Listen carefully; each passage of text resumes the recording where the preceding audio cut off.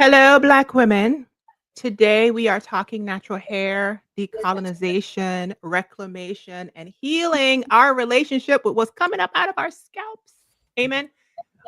In the month of July, I'm talking about identity and more. And so, if you are a Black woman reclaiming your truth, reclaiming your divine connection, and reclaiming your hair, let's talk about it and let's heal. Welcome, you guys, to Find Your Light Live. I am Roshini. I am a certified life coach. I am a content creator. I'm the mom of a son with special needs, and I am a Black woman healing. I create humor filled healing spaces like the one you're in so that other Black women can heal too. If you are watching on YouTube or Facebook, hit the follow button or subscribe.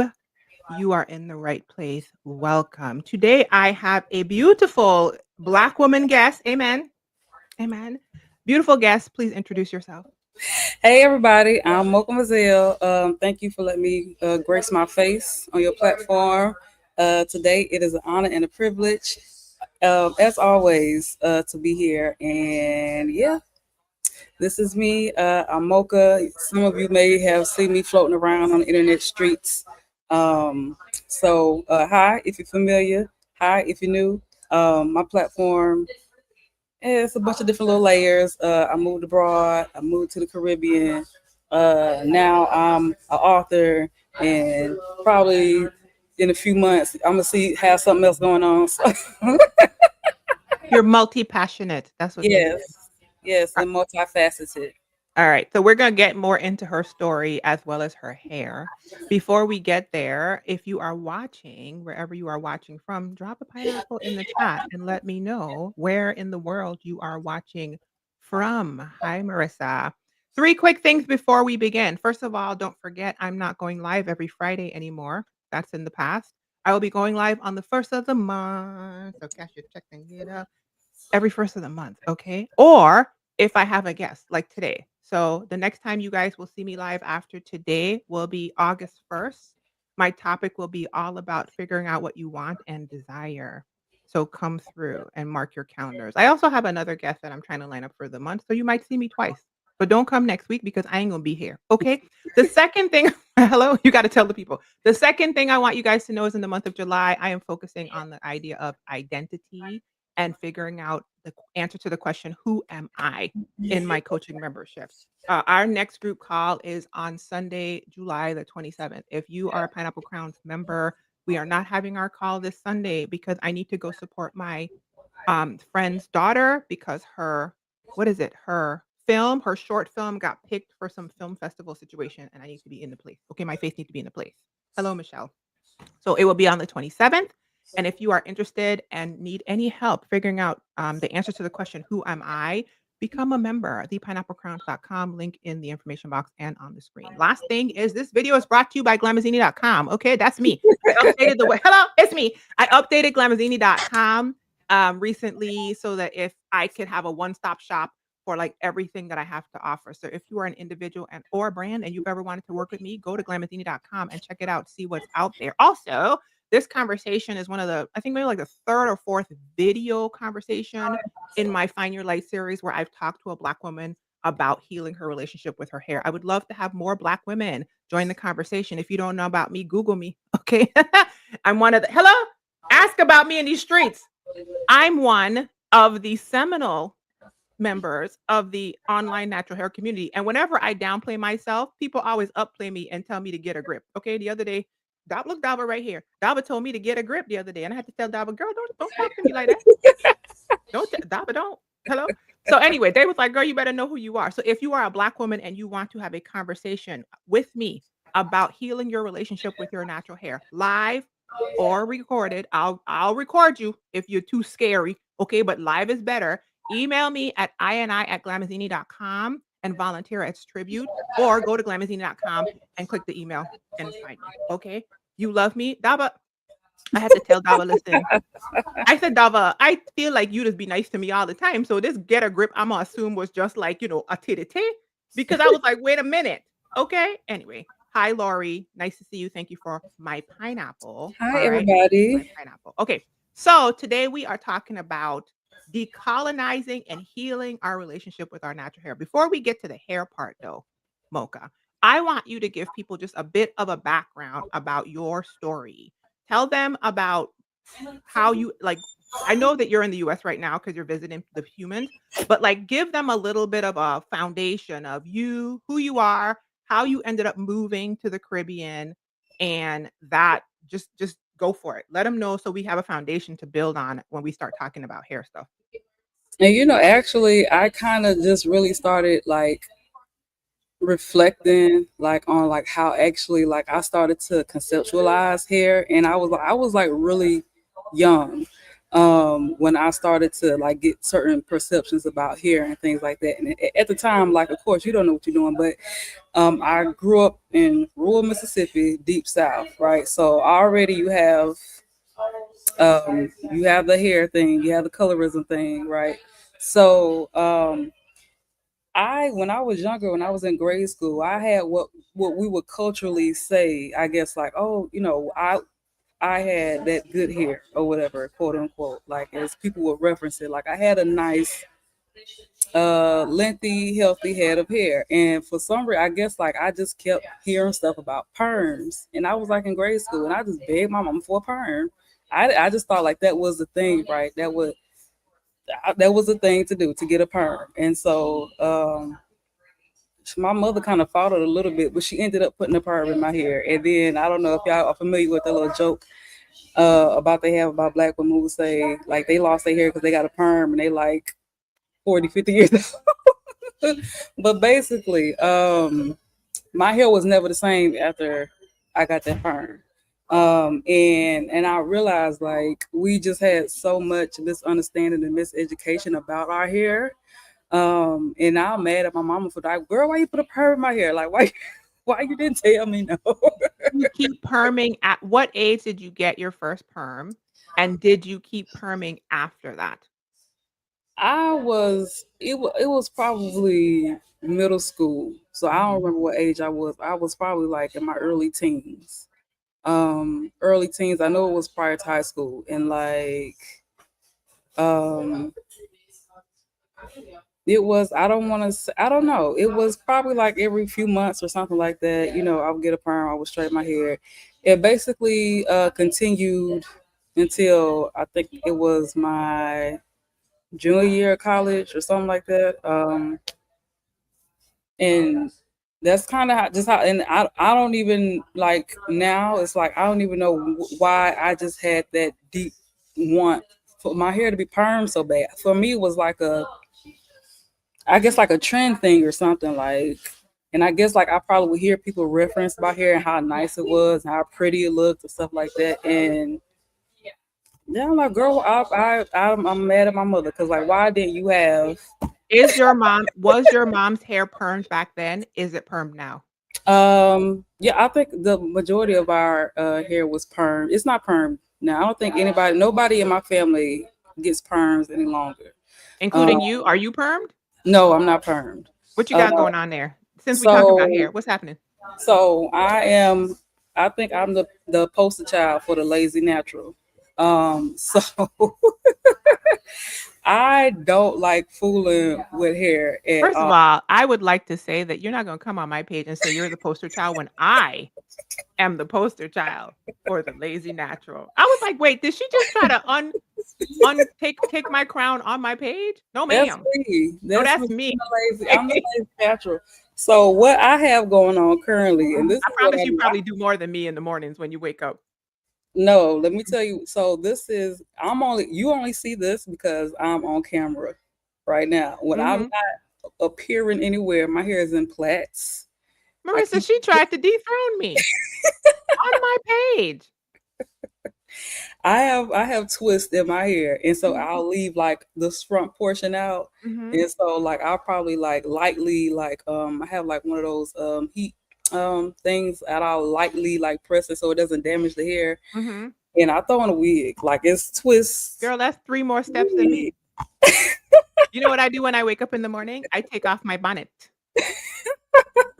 This is under the bonnet. This is an illusion. I actually have my hair done to create an illusion, and my stylist was like, "Don't you wanna switch it up?" "No, no." I said, "Do exactly what I told you to do so that it is an illusion." Girl, I take the bonnet off. That's what I do in the morning. So yeah, well, yeah, like I and my hair is like this is like for months. Like when I say like I don't really do anything to my hair, and Mhm. I do that I twist my hair to give my hair some relief because I know like if I don't like do something, my hair just like be girl like please help help these strands. Um, so I that's what I do. I twist it, I keep it twisted, or I keep it braided to the back. I'll leave some of this out in case I need to throw on some hair, and that's it. Like Question. If your mom's hair was permed when you were asking her for a perm, how could she have provided a different experience for you? You said nowadays you kinda mad at her because 'cause you're like, "Girl, why didn't you get me together?" But ho she couldn't have gotten you together because back then perm was what you did. right. And I know that's what I And a like. lot of us, it was a rite of passage. For me, it was a rite of passage to get your hair permed. People who young ladies whose hair was not permed, which was actually common in the Virgin Islands. I have friends who never permed their hair. They Mhm. were looked at as being childlike still. It was like a maturing thing, like a rite of passage to perm my hair. So your I mom couldn't do it? Yeah, yeah, that's why I was like, it was it was a misunderstanding like around here. So I know she didn't have that like point of reference to be like, girl, this is what's gonna happen in the future if you keep doing this. So yeah, they didn't have that, right? It was just like this is how you look more sophisticated and together and things like that. Like I guess like maybe because I was like entering towards like those years, like trying to I don't know, high school years, those formative years, maybe that's what I was like trying to go for. Um but just to have it more like sleek looking, I guess, like just So do you think your hair texture actually never return to its former glory? Like, you said you're natural. How long have you been natural now? so I cut my hair, I cut the perm off my hair, like my junior high school. So it's probably been like 15 years, maybe like a Oh, little okay. over 15 years. Now. Yeah, I think I cut it on my 20th birthday and I Mhm. just turned 35. So it's been about 15 years since I did that. And so it's always like so when I did it, like of course, like and especially during that time and again in Mississippi, like when you go natural, you get like the stares and things like that. Like, girl, like especially when you don't have the education on what to do with your hair, and you just kind Tell of me just more because I'm not from the South, and so I can make an assumption, but I okay. want you to tell me. When you go natural, you started the sentence, finish it. Mhm. People look at you like, "Girl, what are they saying?" Your hair is messed up. Your hair is jacked up. You look a Mm. hot mess. Your hair is not together. Do Like they say that to you even if you are wearing a style of intention? it won't be something so obvious. So like I guess like we have this thing in the Southwest, like being nice, nasty, like, oh, Mhm. when you gonna do this to your hair? Or Yes. when you go get your hair done, those are like, the commentaries that you'll get. And like, I'm like, my hair is done. Like, it's, So is that still the same in 2025 or has it shifted um, some? so I think, I think it's not as, I don't think it's as much as reference to like your hair being perm. Like, let's say if I was just to walk out like with my fro, Mhm. the natural hair is more accepted, but you still need to have something done to your hair. Like, Yeah. what I'm saying, like braided or something needs to be done to your hair, even if it's natural. So if your hair is just out, and again, like times are changing, people are getting more aware of things like that. But if your hair is not done still, then you still will get those like, when you gonna do something to your hair? I okay, so I understand what you mean, and I think that that is still a common thing, like, in just the United States. You need to show some intention, like, even if you and I think that's a little bit of a prison that we are doing people like you and I and other people are doing the work to elevate us from, because I understand what you mean. There was a lady 2 people I'm thinking of. There was a lady who went viral online, and then she decided to stop posting online, which was fascinating because we still talk about her on the TikToks. Her screen name was Lipstick, and Yeah, I sh know. do you Oh, remember her? lip And gloss. sh Fake. listen, she was amazing because she was so unapologetic, especially about her hair. She just did not care. She was like, "My hair is done." And there's another sound that went viral, and I could see the lady's face, but I don't know her platform name, unfortunately. Mm. And the sound is she had her fro, you know what I mean? Like, imagine, like, your hair is washed and it's just like a chunky little fro, a little shrunken, whatever, and she was like, my hair is done. This is my final form. Like, that's the thing, right?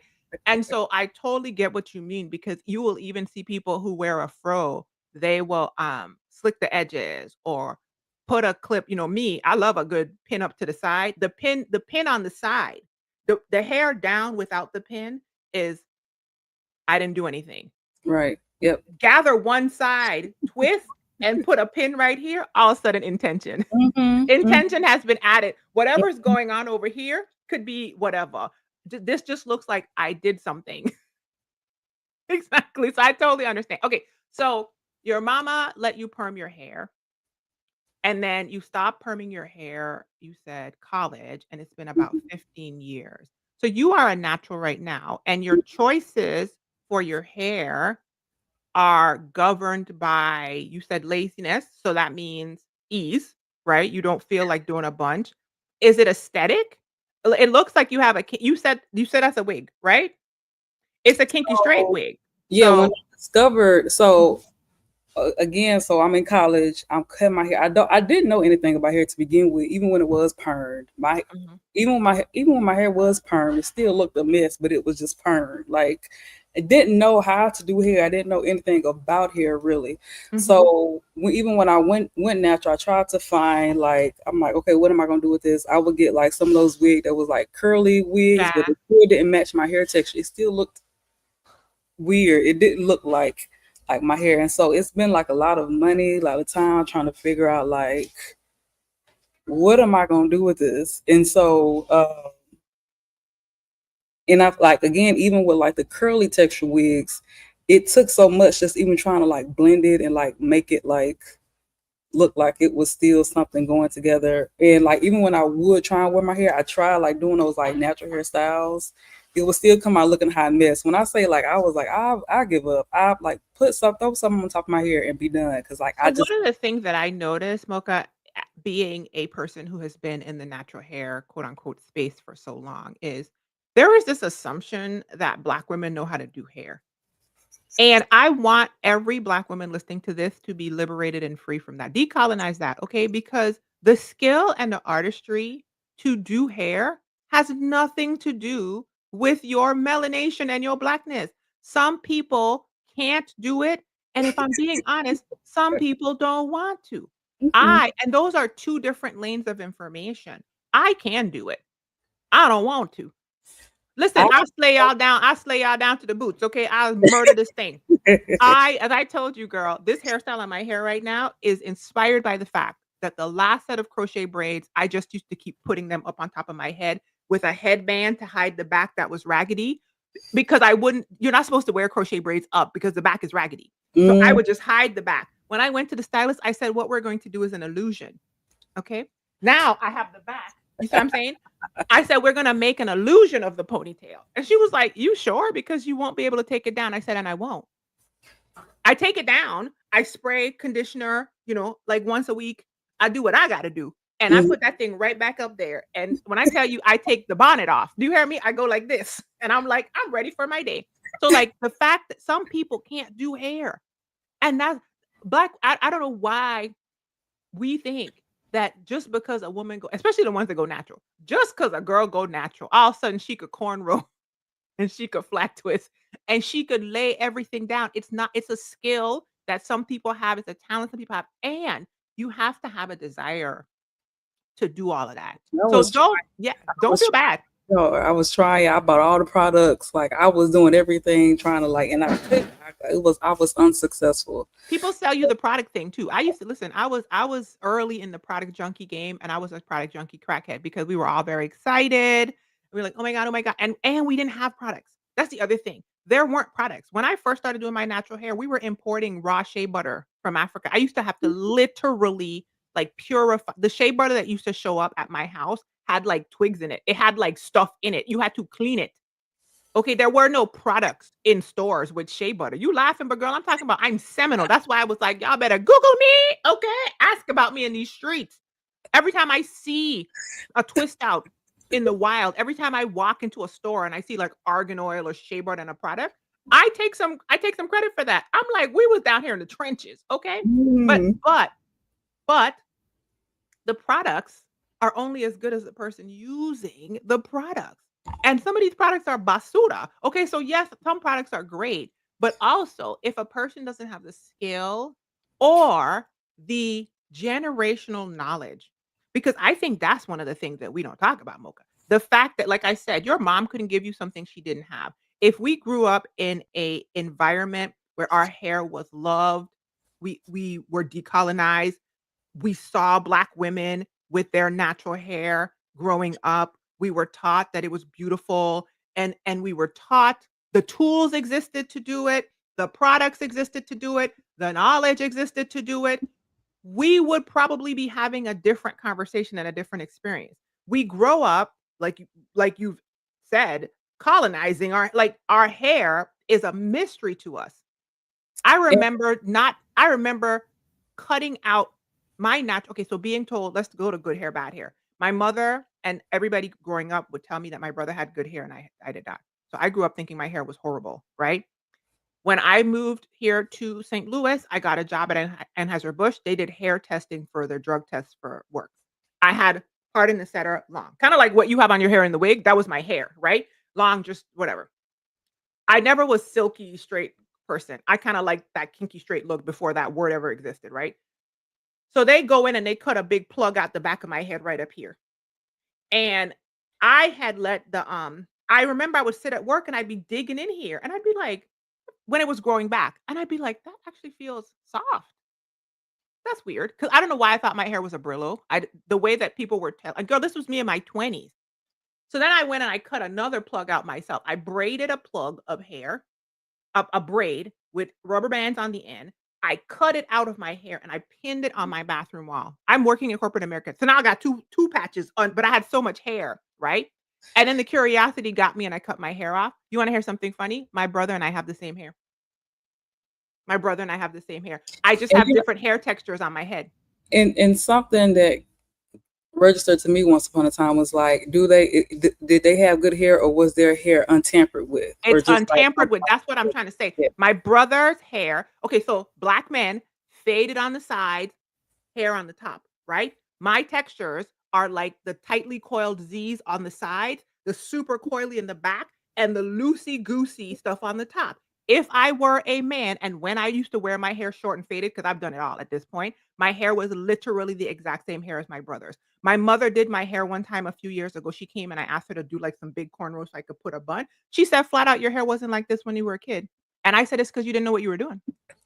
And like even so, and again, I think like generationally, culturally, even just I remember just simply trying to comb my hair, my natural hair, just simply Mhm. trying to comb it, and having such a hard time. And I was asking for help, and the person that was helping me, and they were trying to, they were like, "Don't let your hair get this nappy." And I was like, "Is it nappy, or are we just not doing it wrong?" So I was We're like, maybe not educated. That's the thing. yes, It's all a combination of knowledge that was taken from us right. And and so messaging from people who don't know. Because the minute you said I was trying to comb my hair, the first thing I thought was comb is the wrong word. Comb is the wrong word. Why we got a comb in there? If you've ever been to like African hair braiders or people who have more traditional tools, they have a tool that almost looks like, you know how we have an Afro pick that has multi-prong things but long? They have a mhm. tool that looks like that except it only has 2 prongs.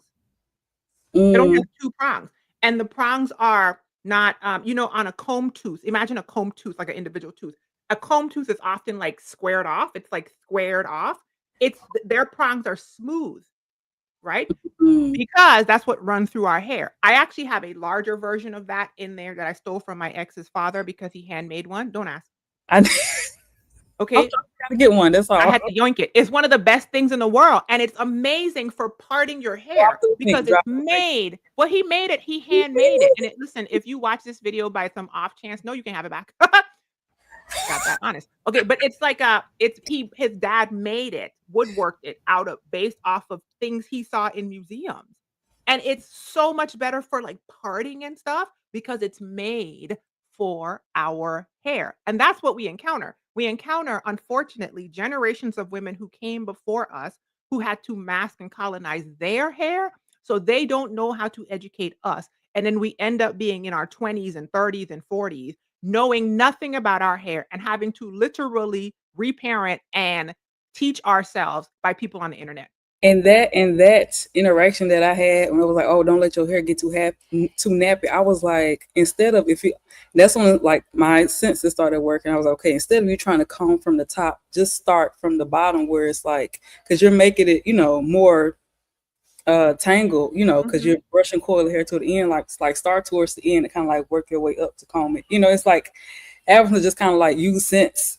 It's like, okay, if this is happening when I do this, let's try the other direction. It was not much easier, but it was easier for me to kind of like just comb and like try and like get through. And it's like just that interaction was like, no, don't let your hair get too nappy. Like, what am I supposed to?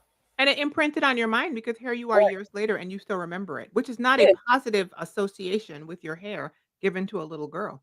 right. And that's why I had to like, okay, how are we gonna do this? Because that's when Okay, I so had. I wanna talk to you about that. I wanna talk to you. Imma get to that in a second. Marissa says, "Who? Growing up with a white woman as a black girl, I had no idea how to do my hair."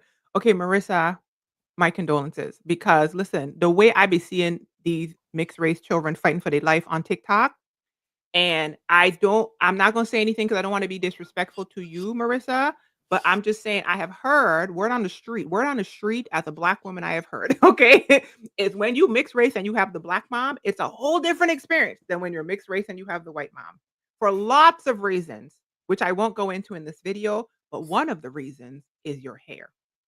To the point that people on TikTok will guess whether or not you had a black mom or a white mom just by looking at you. And a lot of times, I think what they're seeing is a black woman raising a mixed race child has way more, even though they don't have all the information because we just said, like Mocha, they don't have all they don't have it, but they have more information to share with their mixed race child about how to groom themselves and take care of their melanated skin and their hair texture. And so you can tell a person who was taught by a black woman how to take care of themselves versus a person who wasn't. So Marissa, I don't even know, girl. Listen, your hair looks amazing though. So you fit you reparented very well because you're not giving very much white mom. And I'm gonna just leave that because I don't want to be, I don't want to be, you know what I mean? I don't want to be like rude to Marissa and her family. Okay. But like YouTube got you all the way together, girl, because your stuff look hydrated and bouncy. Mm-hmm, Marissa, mm-hmm. I've seen Marissa's hair in real life. Okay, and I'm taller than her. So I'm all up in her scalp with no right? It looks great. So good for you. YouTube got you all the way together because people be out here looking righty. Okay, so here's the thing. So now, Mocha, I want to talk about your hair now and your journey of decolonization. So if you want to share with people, you can start with your hair, but before the hair, I want you to just give people the premise of your like, I moved to Jamaica and decolonization and the colonization of the divine. Like, what does that mean? And then let's talk about like your hair right now. So tell me the basis of your story. So the basis of my story and me relocating to Jamaica. So What happened? How'd you get there? Are you from there? What's going on? okay, no, I'm not. I don't have. So I didn't have any. Well, this is where I don't. Okay, I don't have any. I didn't have any ties to Jamaica at the time when I Okay. first went there. I had went when I was in grad school. Some classmates who were from Jamaica. I went Mhm. with them to visit their family one summer. That was my first time going out of the country. Um, that was it. Was just I was like I took the opportunity to go and I did. I had never like visited Jamaica as like a tourist or anything like that. So that was something random that I did, and not random, but I see now like okay, things And work. unique because most people don't go and get the local experience, which is Yeah, totally different than the tourist experience. and so when I moved this time around, when I actually decided to move there, and it was kind of like eye opener for me. I was like, oh, like How 'cause so? the people. So I had started a community for people who are wanting to move there, and so quickly I started to see like, oh, like they're coming for very different reasons, or they have very different experiences than when I came. Because most people they come as a tourist, they come as a visitor. They're not coming as like somebody who's kind of like just enmeshed locally. So I didn't have that experience, and I didn't have that perception of Jamaica until like I started interacting with others, and I was like, wow, wow. Anyways, I had a whole No, lot no, of no, no, anyways, as a Virgin Islander, I would like to know like, I have a different lived experience, and I am always fascinated to hear this described. So, as an American, mainland foundational blickety black woman, okay, that's what you are, right? A foundational black. You okay. your family's from the United States, they've been there, right? You foundational, okay? When you encountered other people's experiences, what were they expecting? Like, from your thought process. So what I realized is that because most people come to these places as a tourist, they think that that is going to be the same experience when they live there. They My have god. Oh, sorry, I wasn't supposed to say nothing. Oh, it came out. Oh, let me mute myself. Oh, sorry. Okay. they have the perception that the whole country is there to wait on them hand and foot, basically.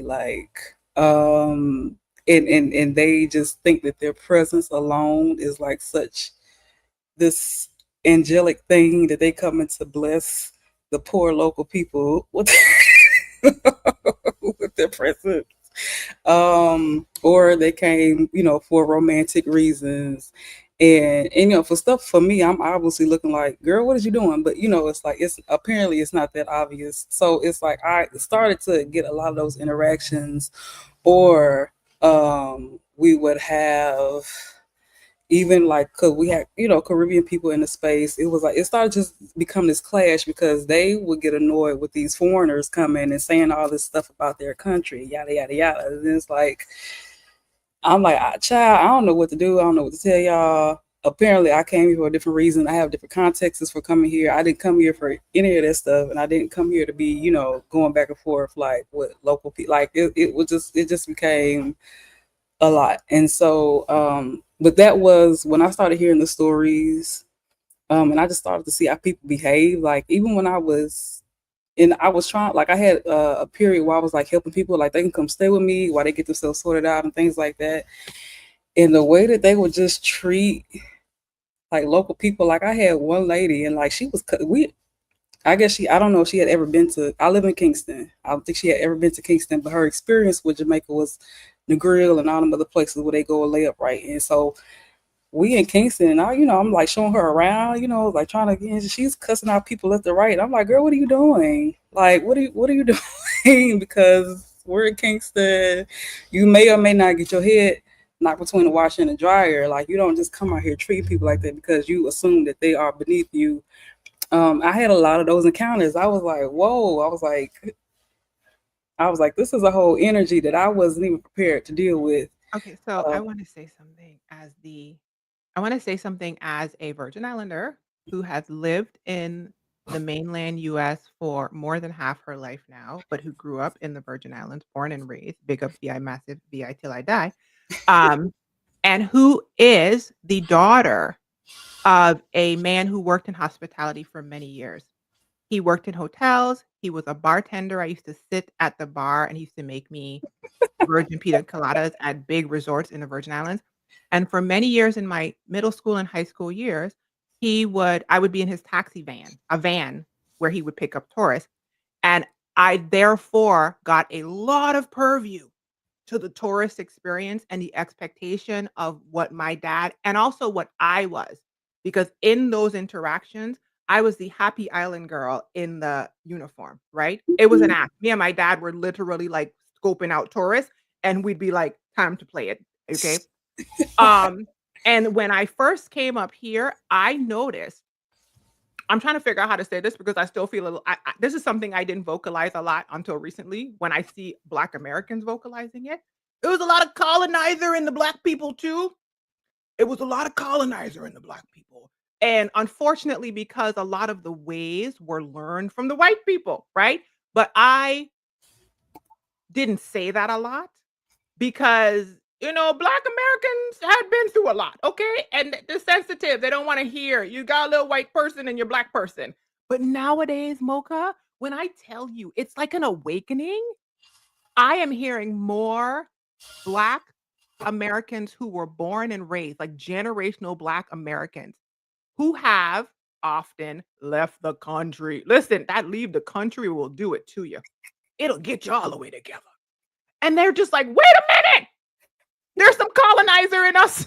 And I'm just like, hold up. Because when I tell you, And it's a lot of it is just miseducation it again because is, and lack of we're hearing from each other from exposure both sides. and Lack of all of exposure, it. lack of understanding, and it's the these people are poor.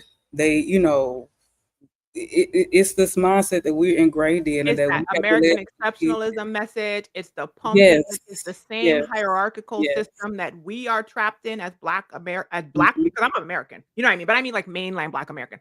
Like black people here in the United States, we got the hierarchy. We go and we implement the same hierarchical thinking because that's the only level of thinking we know, which is why I'm fascinated by the fact that your first experience was the local experience because that is not the tourist experience. Okay. I've been to a resort on Jamaica. And if I'm being honest, I went there because it was a friend's 50th birthday. Seeing the taxi driver do a show and dance for us annoyed the living daylights out of me because of my history. And then when we got on the resort, part of me was like, this is cool because it's my friend's like thing. But like part of me was like, I want to leave. Like, I want to go out in the street and buy something from a man on the corner.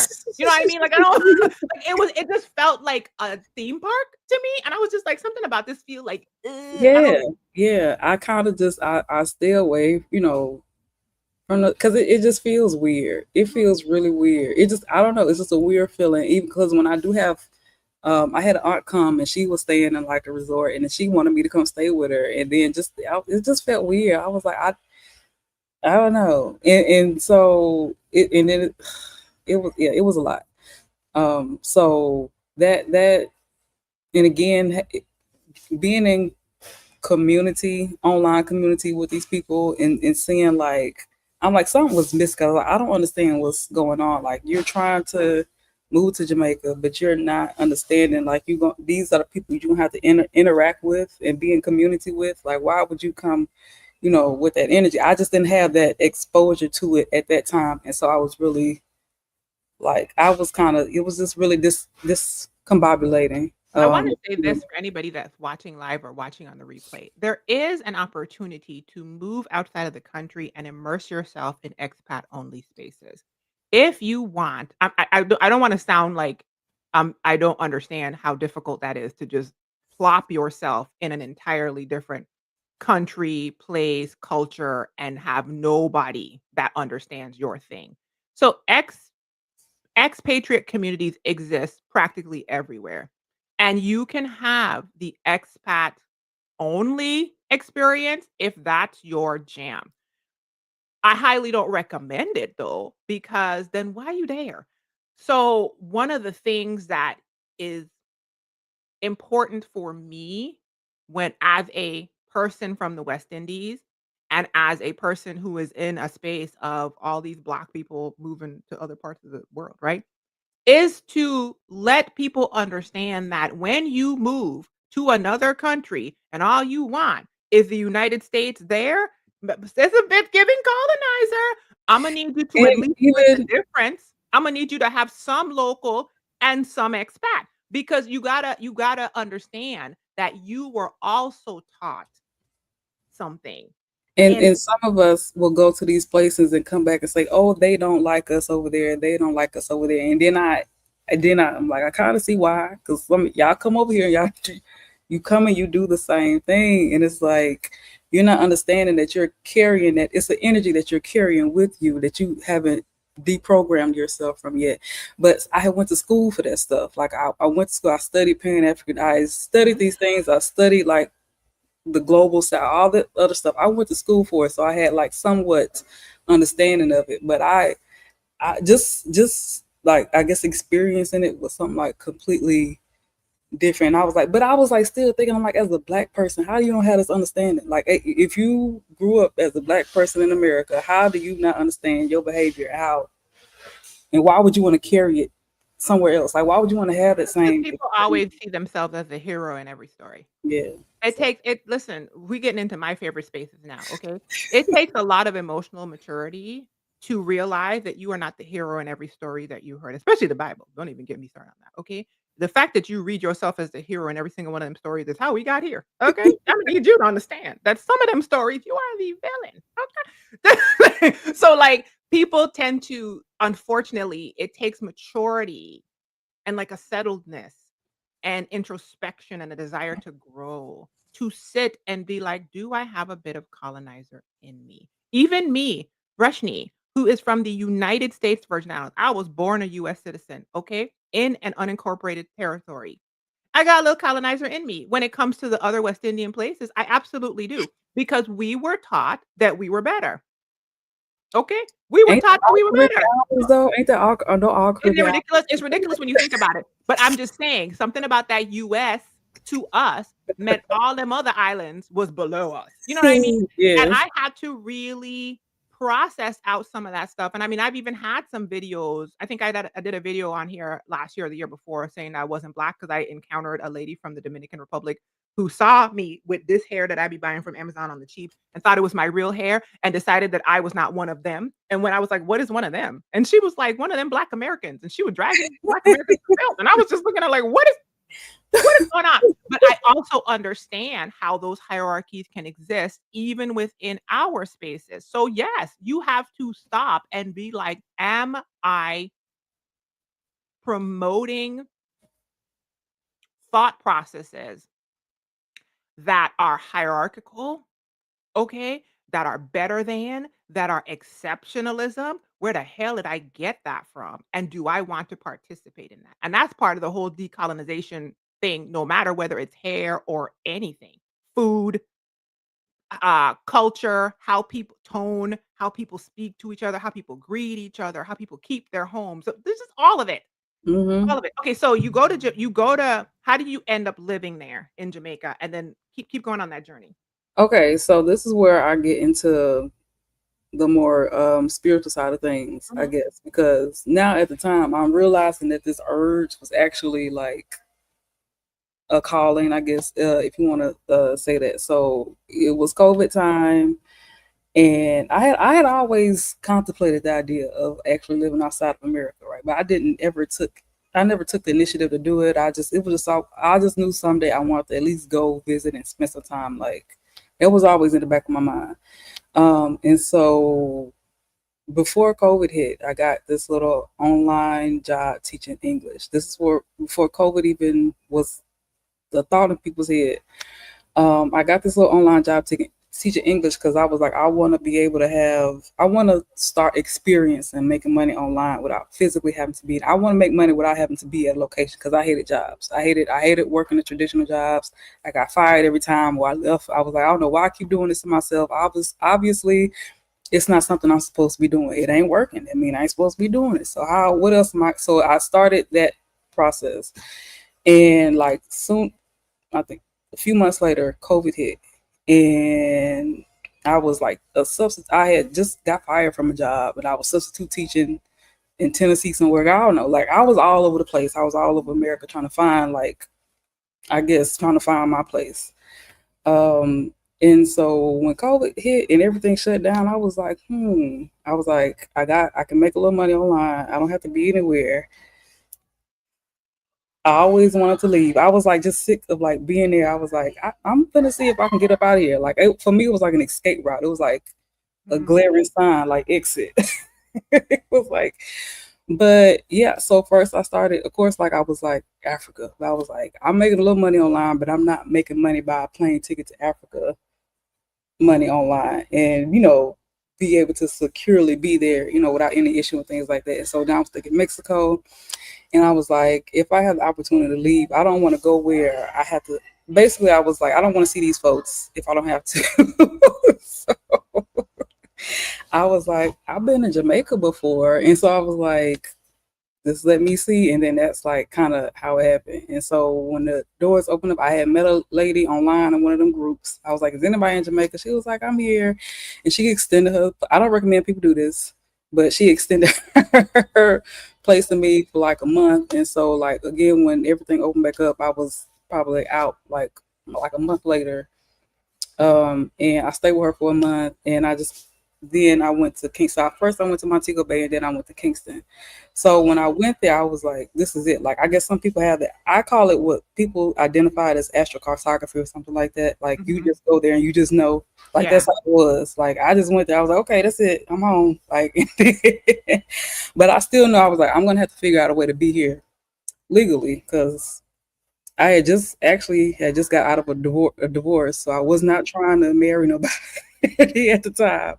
Um, I was like, let me see what the options are. I was thinking like it'll probably have to be something dealing with business. Like I've tried to operate business before. I'm familiar with that process. So I was like, I'm gonna go. I looked into it and I was like, they got a work permit.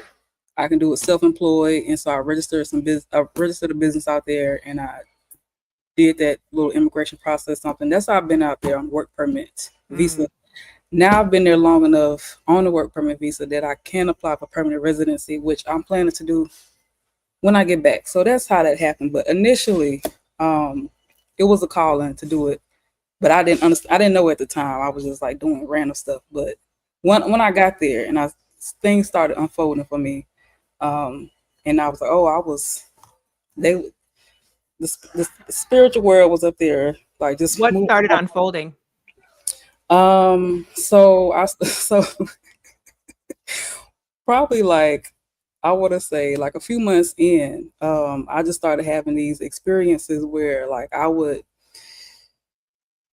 have like I would like maybe see something online. I'll be looking on my phone, and then I walk outside. The same exact thing I just saw would be like right there in front of me, like in the physical. And I was like, that's kind of, but it started happening all the time. I'm like, this is Mhm. so weird. Like I don't know what's going on.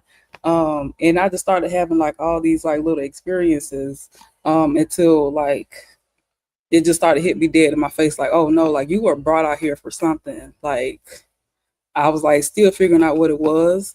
But again, after time permitted, and I just started to kind of like, I think like the decolonizing part was just me like actually learning how to like rest my energy, rest my body, and like just be able to breathe. Like that was the bigger initial picture of it at first. Because my lineage never got to do that. Like the women in my family never got to do that. And I started having more dreams and like all like it's been a lot since then. But like when it first started, like it's first it started with dreams, and I would see something, I would see it in the physical, and then it just started intensifying. Like Mm. so What is decolonization to you? Like, what does that mean? that is completely removing your conception of how you exist in this world, and how we were trained and programmed to function. So, um, and again, growing up in Mississippi, you supposed to be grateful for whatever little something that you get. Like I had just finished a master's degree. The only job I could get was at a Dollar General. You gotta be grateful for that job. A job is a job. All this other stuff that we're just programmed with. And I'm like, I'm not supposed to be doing this. Like, and it's just this slave energy. Like I don't know, just the how we just supposed to like labor for nothing. Um, and just give like all our existence away for nothing, for a hope of that them folks will see that we're good Negroes and want like give us more money or something like that. Yeah, Like it's what look, Marissa said this earlier. Yeah, you gotta unlearn the hierarchy. it's it's Yeah. it's it's re basically getting to like your natural state of existing before we were conditioned to function a particular way and be a particular way. That's what happened during my time in Jamaica. And so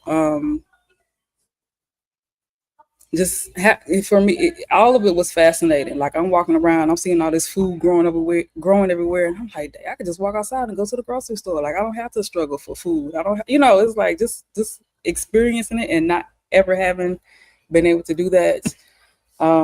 It was those little things that led me to again be able to like reconceptualize the way we exist in the world.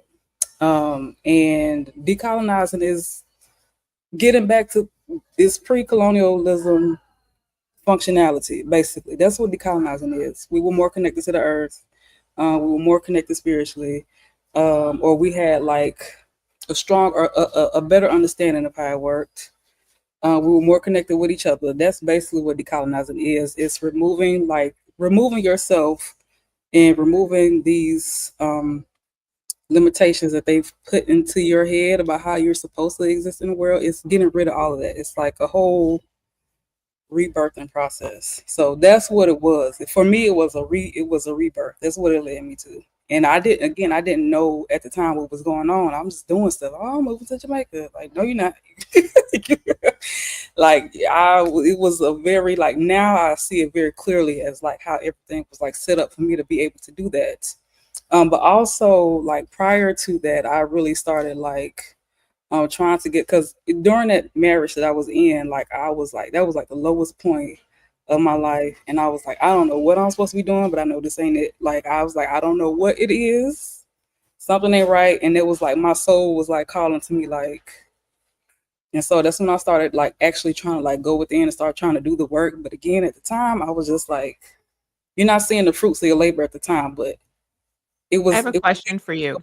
You particular point. sound like a very intuitive person who is aligned with a consciousness that many Black Americans that I have encountered are not aligned with, in tune with, or even allowed to develop their ear for.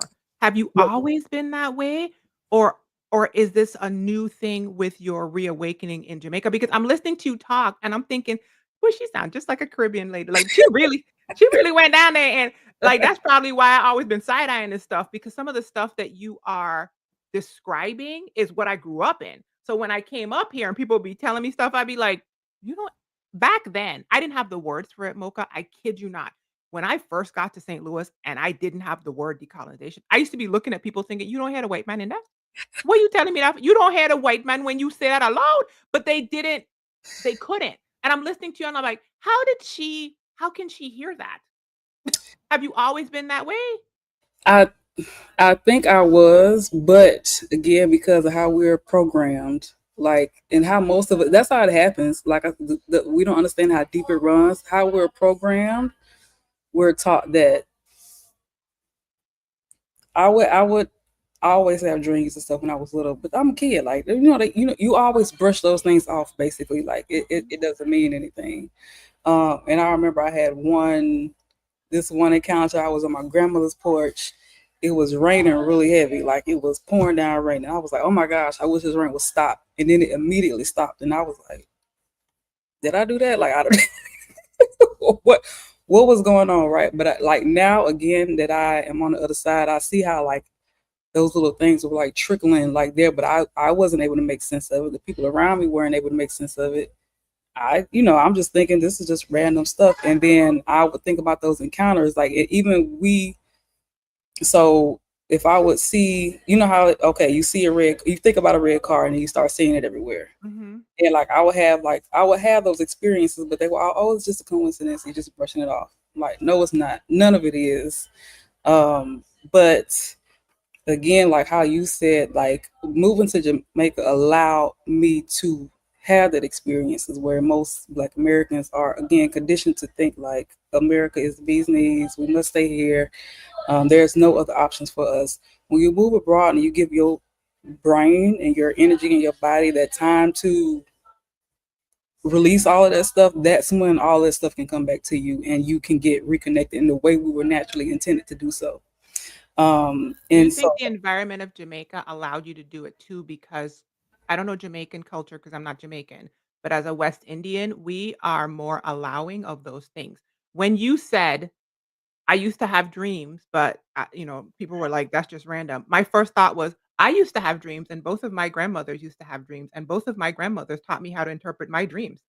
So she grew up and people were telling her her dreams were random, and I grew up and my grandmothers were both telling me what those things meant and to pay it literally both of them to the point that when I was a child, I used to actually predict death and it actually started to cause a lot of mental health problems for me.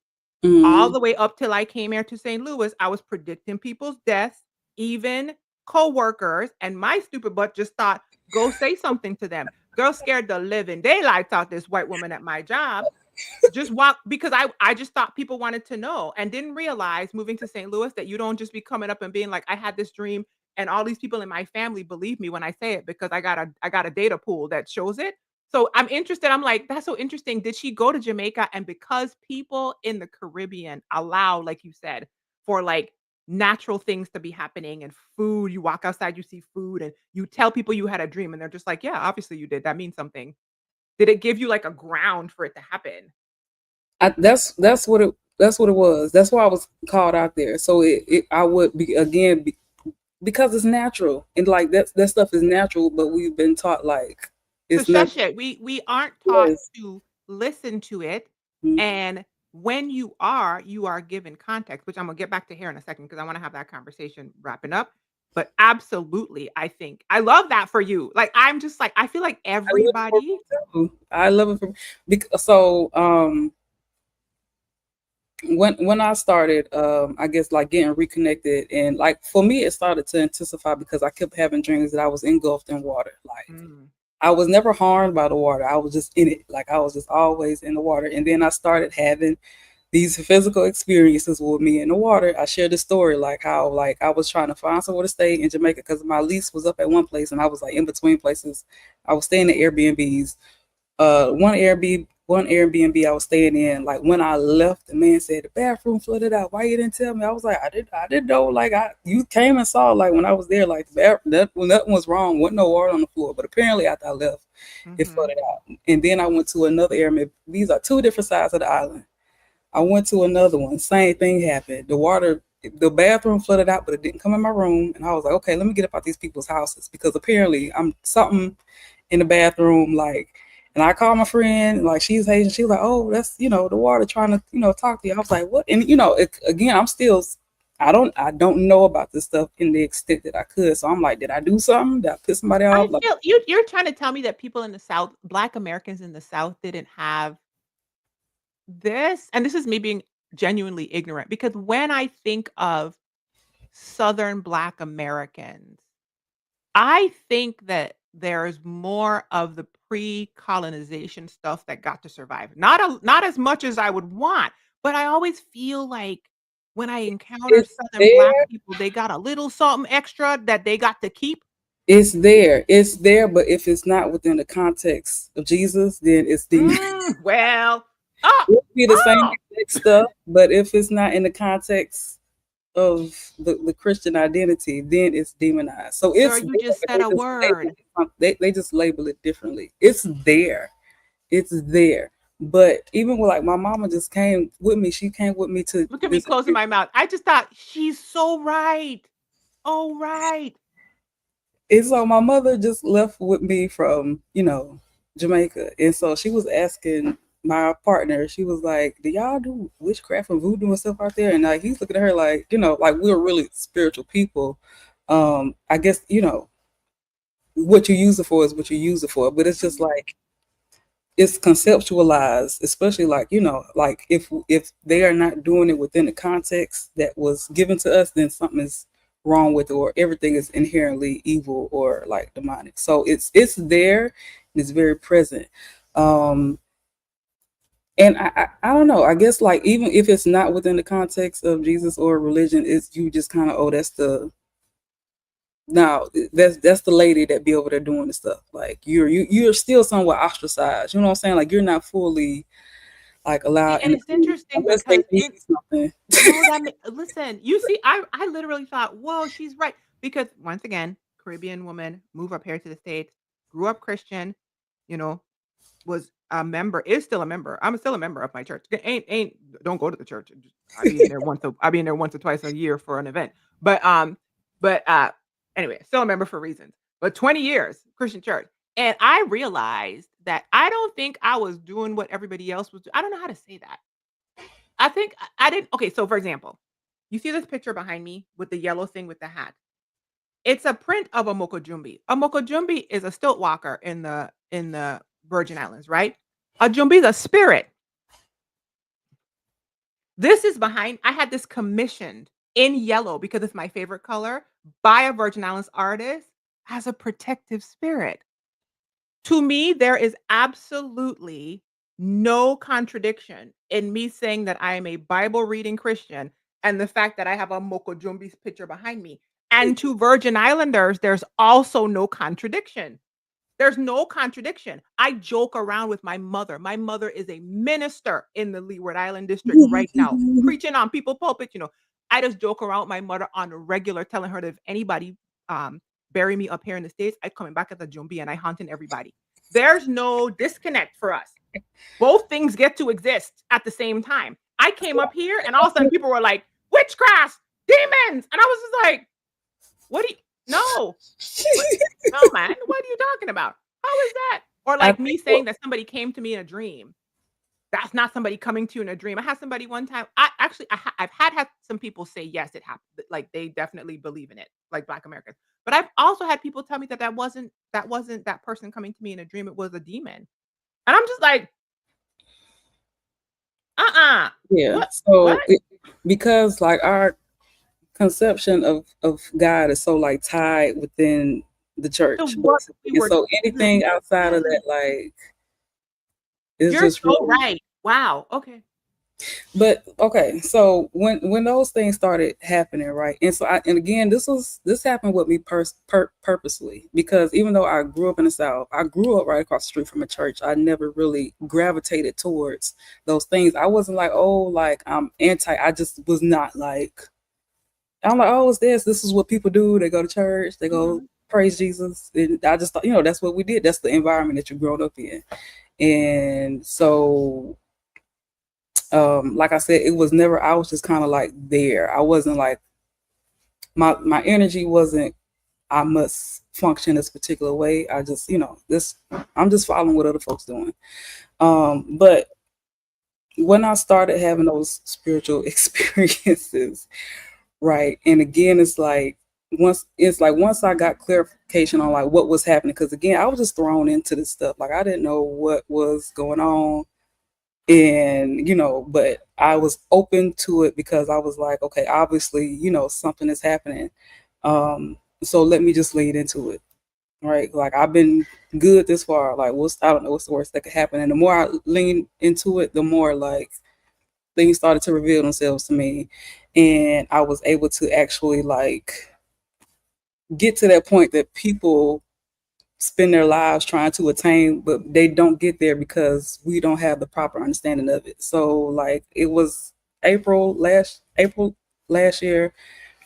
It was during the eclipse. That's when I had like, um I try and find a way to explain this without people like losing their mind or whatever. But that's when I had like my awakening, or what people identify as what Jesus did, or like being reborn and stuff like that. That happened to me last year. And so when you do that, and this is what I'm giving people a framework in my book on, this is how it works, right? This is how it happens. When you do that, basically you become online in the spiritual world, and you get clear directions on what you need to do to get to a particular point, A, B, C, and D.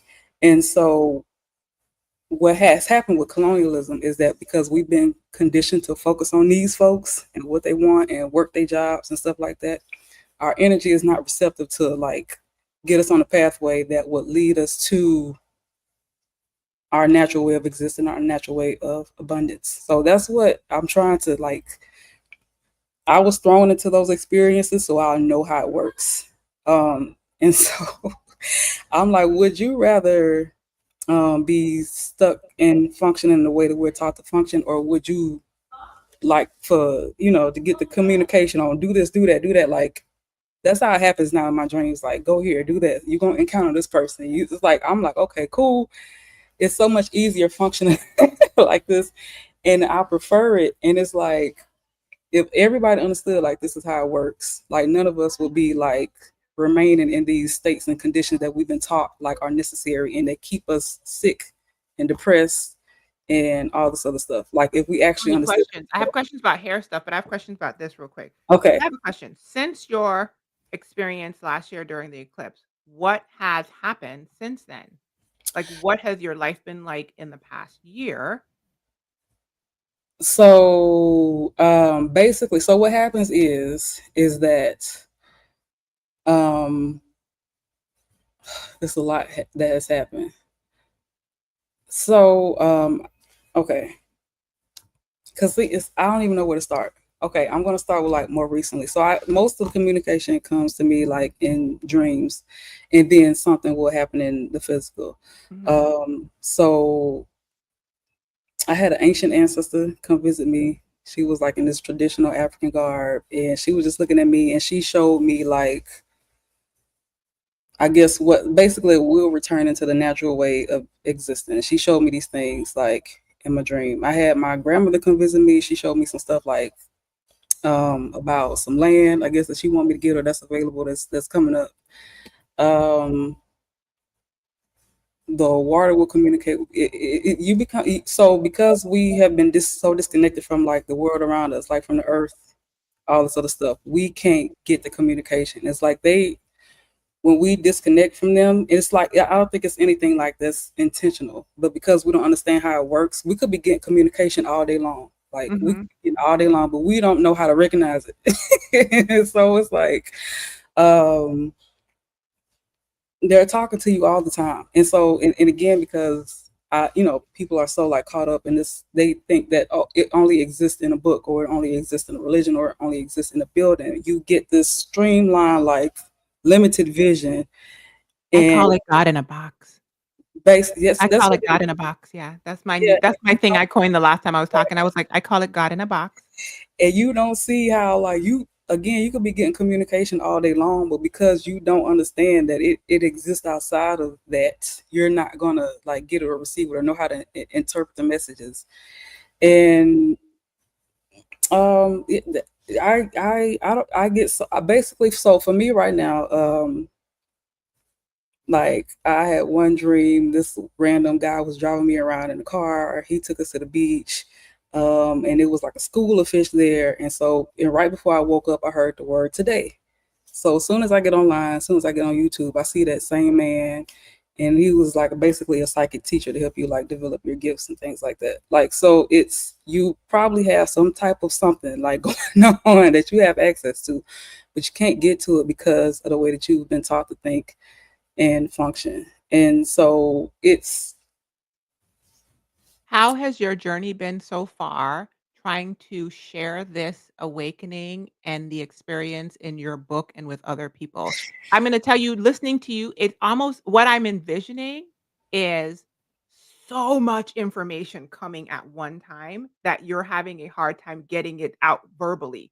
Like, you're just like, "How do I tell people this?" So what has that been like? so that's why I wanted to like publish, well, put this book together because I Mhm. actually I break it down to you like chapter by chapter of like what we've Mm. been disconnected from, and I have charts and graphs and things. I'm telling you what is happening when you start having these spiritual experiences. Okay. And so again, like for me, it's not because we've been so disconnected from it, and I say they because like I said, I begin communication from everybody, and also when God is communicating with me directly, my mother is still here, but my mother will be in my dreams giving me directions, like telling me to do stuff. Mhm. So um because they know we've been disconnected from it, it's not going to be like this something that they just unleash on you all at once, because you have to it's bit by bit and it's piece by piece so that you can stabilize and integrate the energy into it. But it is a lot of information, and then and again trying to share it with people, and like this is how you get to your pathway to liberation, like this is how you get free, like they'll tell you directly what to do if you understand how it works. Mhm. um it's been challenging, and I want to say it's mostly been challenging. It can be a challenge again because the indoctrination is really deep, and you really until you get on the other side of it, you're not going to understand how deep indoctrination is, because everybody thinks they're functioning normally, like they just think Mhm. this is what it is, and it's like we don't understand how these things, the disconnection manifests in so many ways in our bodies, in us not achieving the goals and the life that we want, because we don't understand what we have access to, basically. And so again, if you have this limited perception of what you think God is, you're not going to get to the big kahuna, whatever, I don't know, whatever you want to call it. Like how you can free yourself and liberate yourself. But and again, it's like it's either people think you're talking crazy, you're talking nonsense, and I wrote a whole book teach you step by step on how to do it. It's just this, they're not. It always reverts back to Jesus is God or something like that. And I'm like, this man was trying to teach you how to do what he did. He's trying to teach you how to do something. Like Sorry. even You said, "Y'all, the man came here to teach you how to do this." You trying to that's talk what it about, I'm trying is. to tell you, he the one It's that like said, "Flip the table." He has said, "Pick the table up, flip the table over." The man said, "Don't assimilate to the system." He said, "Bump this he's system." trying to He teach tried you to how to tell do you what how to he come up did. higher. Are y'all reading the book? Listen, I'll have to say to you is, first of all, I'm listening to you and I'm just smiling because I'm thinking, I started reading my Bible every single day. That is one of the reasons I haven't gone back to the church. I still read my Bible I'm every like, it's like single day. the I stuff. started reading the Bible. I started focusing on what Jesus was saying. And when I tell you that thing, I was not leaving nobody's church, Mocha. I was dedicated. Okay. When the pandemic hit, I was distraught and I was going to be the first one to bust the doors wide open. Somehow, somehow, my experience pried me out of that space by what I was reading in the book. So when you're talking, I'm just like, girl, I be looking, thinking, okay, have y'all actually read this, or are y'all just up there reciting And so memorized lines? people Because don't right here, he understand. has said, that's not it. And right here, down here, he has said more than this. And then over here, I'll be like, have y'all read this? This is And so this people is don't understand. revolutionary. It's a tool. It's a tool. The Bible, religion, whatever it is, there are tools to help you understand the things that you cannot see. But essentially, when you he's trying to teach you how to do something. He's trying to teach you how to embody God. And then also it's like I have to get also to the point that your ancient ancestors understood how to do this before any church was built, before any book was written. Your ancient black ancestors understood what God was and understood this was something that you embody. And so again, because these folks, and I say these folks, I believe their intentions were well, but I believe they're also spiritually ignorant. They do not understand. They do not understand how to interpret spirituality because that was not something that was inherently theirs. And so when you're following them in their spiritual ignorance, and you don't understand how to, decipher and interpret things, that's why we have a whole world that's lost and don't understand how this actually works because they didn't have the terminology for energetics and quantum physics and things when they were talking about ascension and all these things. That's essentially what they're trying to teach you, but they didn't have the vocabulary and the terminology for at the time. That's essentially what it is. So you have to understand energy, and Jesus understood energy. Jesus understood what the Asian cultures call it chakras, right? All those things are essential to if you had the desire to ascend spiritually. All those things are essential to your understanding of how to do that. And so it's like trying to just get people because this he was trying to teach you how to do what he did. He was trying to teach you how to do it, but because they didn't have the terminology for that. Well, girl, they killed him. So watch out. Be careful. Cause that's why I'm And like, so, girl, be and careful out here. Cause and it's they took him also out. another thing. I'm like, if y'all keep crying for this man to come back, if he come back, y'all gonna be the same people that tried to take him out because you do not understand what he was trying to teach you. Well, my Y'all will be the same ones. Y'all will I'm be the like, same they ones that they try they to take took him him out when he was trying to say it. Okay, so let's get back to hair real quick because we're over the time. Are you okay with a little bit longer out. talk? Okay, All yeah. right. So I want to talk about the decolonization of your relationship with your hair and who you are because you're having okay, so you're having this return to self, this listen, beyond self, return to like the divine within, right? Yes. And you and I chatted the other day, and I said, "Don't tell me all of it because I wanna ask you on the live." So talk to me about where you are with your hair, because you did say to me, you were like, "I kinda want to move this concept into how I show up with my hair," but I'm, like, not there. Did I mishear that? Tell me more. No, you didn't mishear. And so it's like for me, well, like I said, it's not my hair. I don't have my identity centered around my hair. I say that, but then it's also like you have like you want to look like you say you want to like you put some effort into it basically, but it's like also I don't have so much energy invested, like, you know, into my hair. So it's like, that's why I just like to throw some on.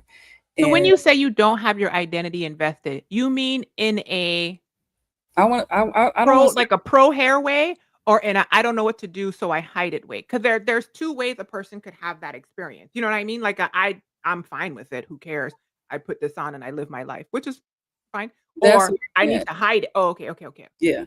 And so also it's like that, okay, and again, because, and this how this ties back into the colonial portion of it, right? It's like Black women catch so much flack for their hair, right? We put so much energy into our hair, and all of it ties back into wanting to look and be perceived a particular way. And usually it's for other folks. I Mhm. want to look like this for other folks, or I want other folks validation. Or like when, back during like enslavement times, it's like we had to, and all this other stuff, or we weren't allowed to wear our hair, or it just we started to absorb all this negative connotations about our hair. And so what decolonizing has led me to do is, again, once you really understand this, you understand the energetics behind it, and understand like how we feed our energy into these systems. It's energy harvesting, basically. When we feed our energy and we are doing these things for people's approval and validation and acceptance and things like that,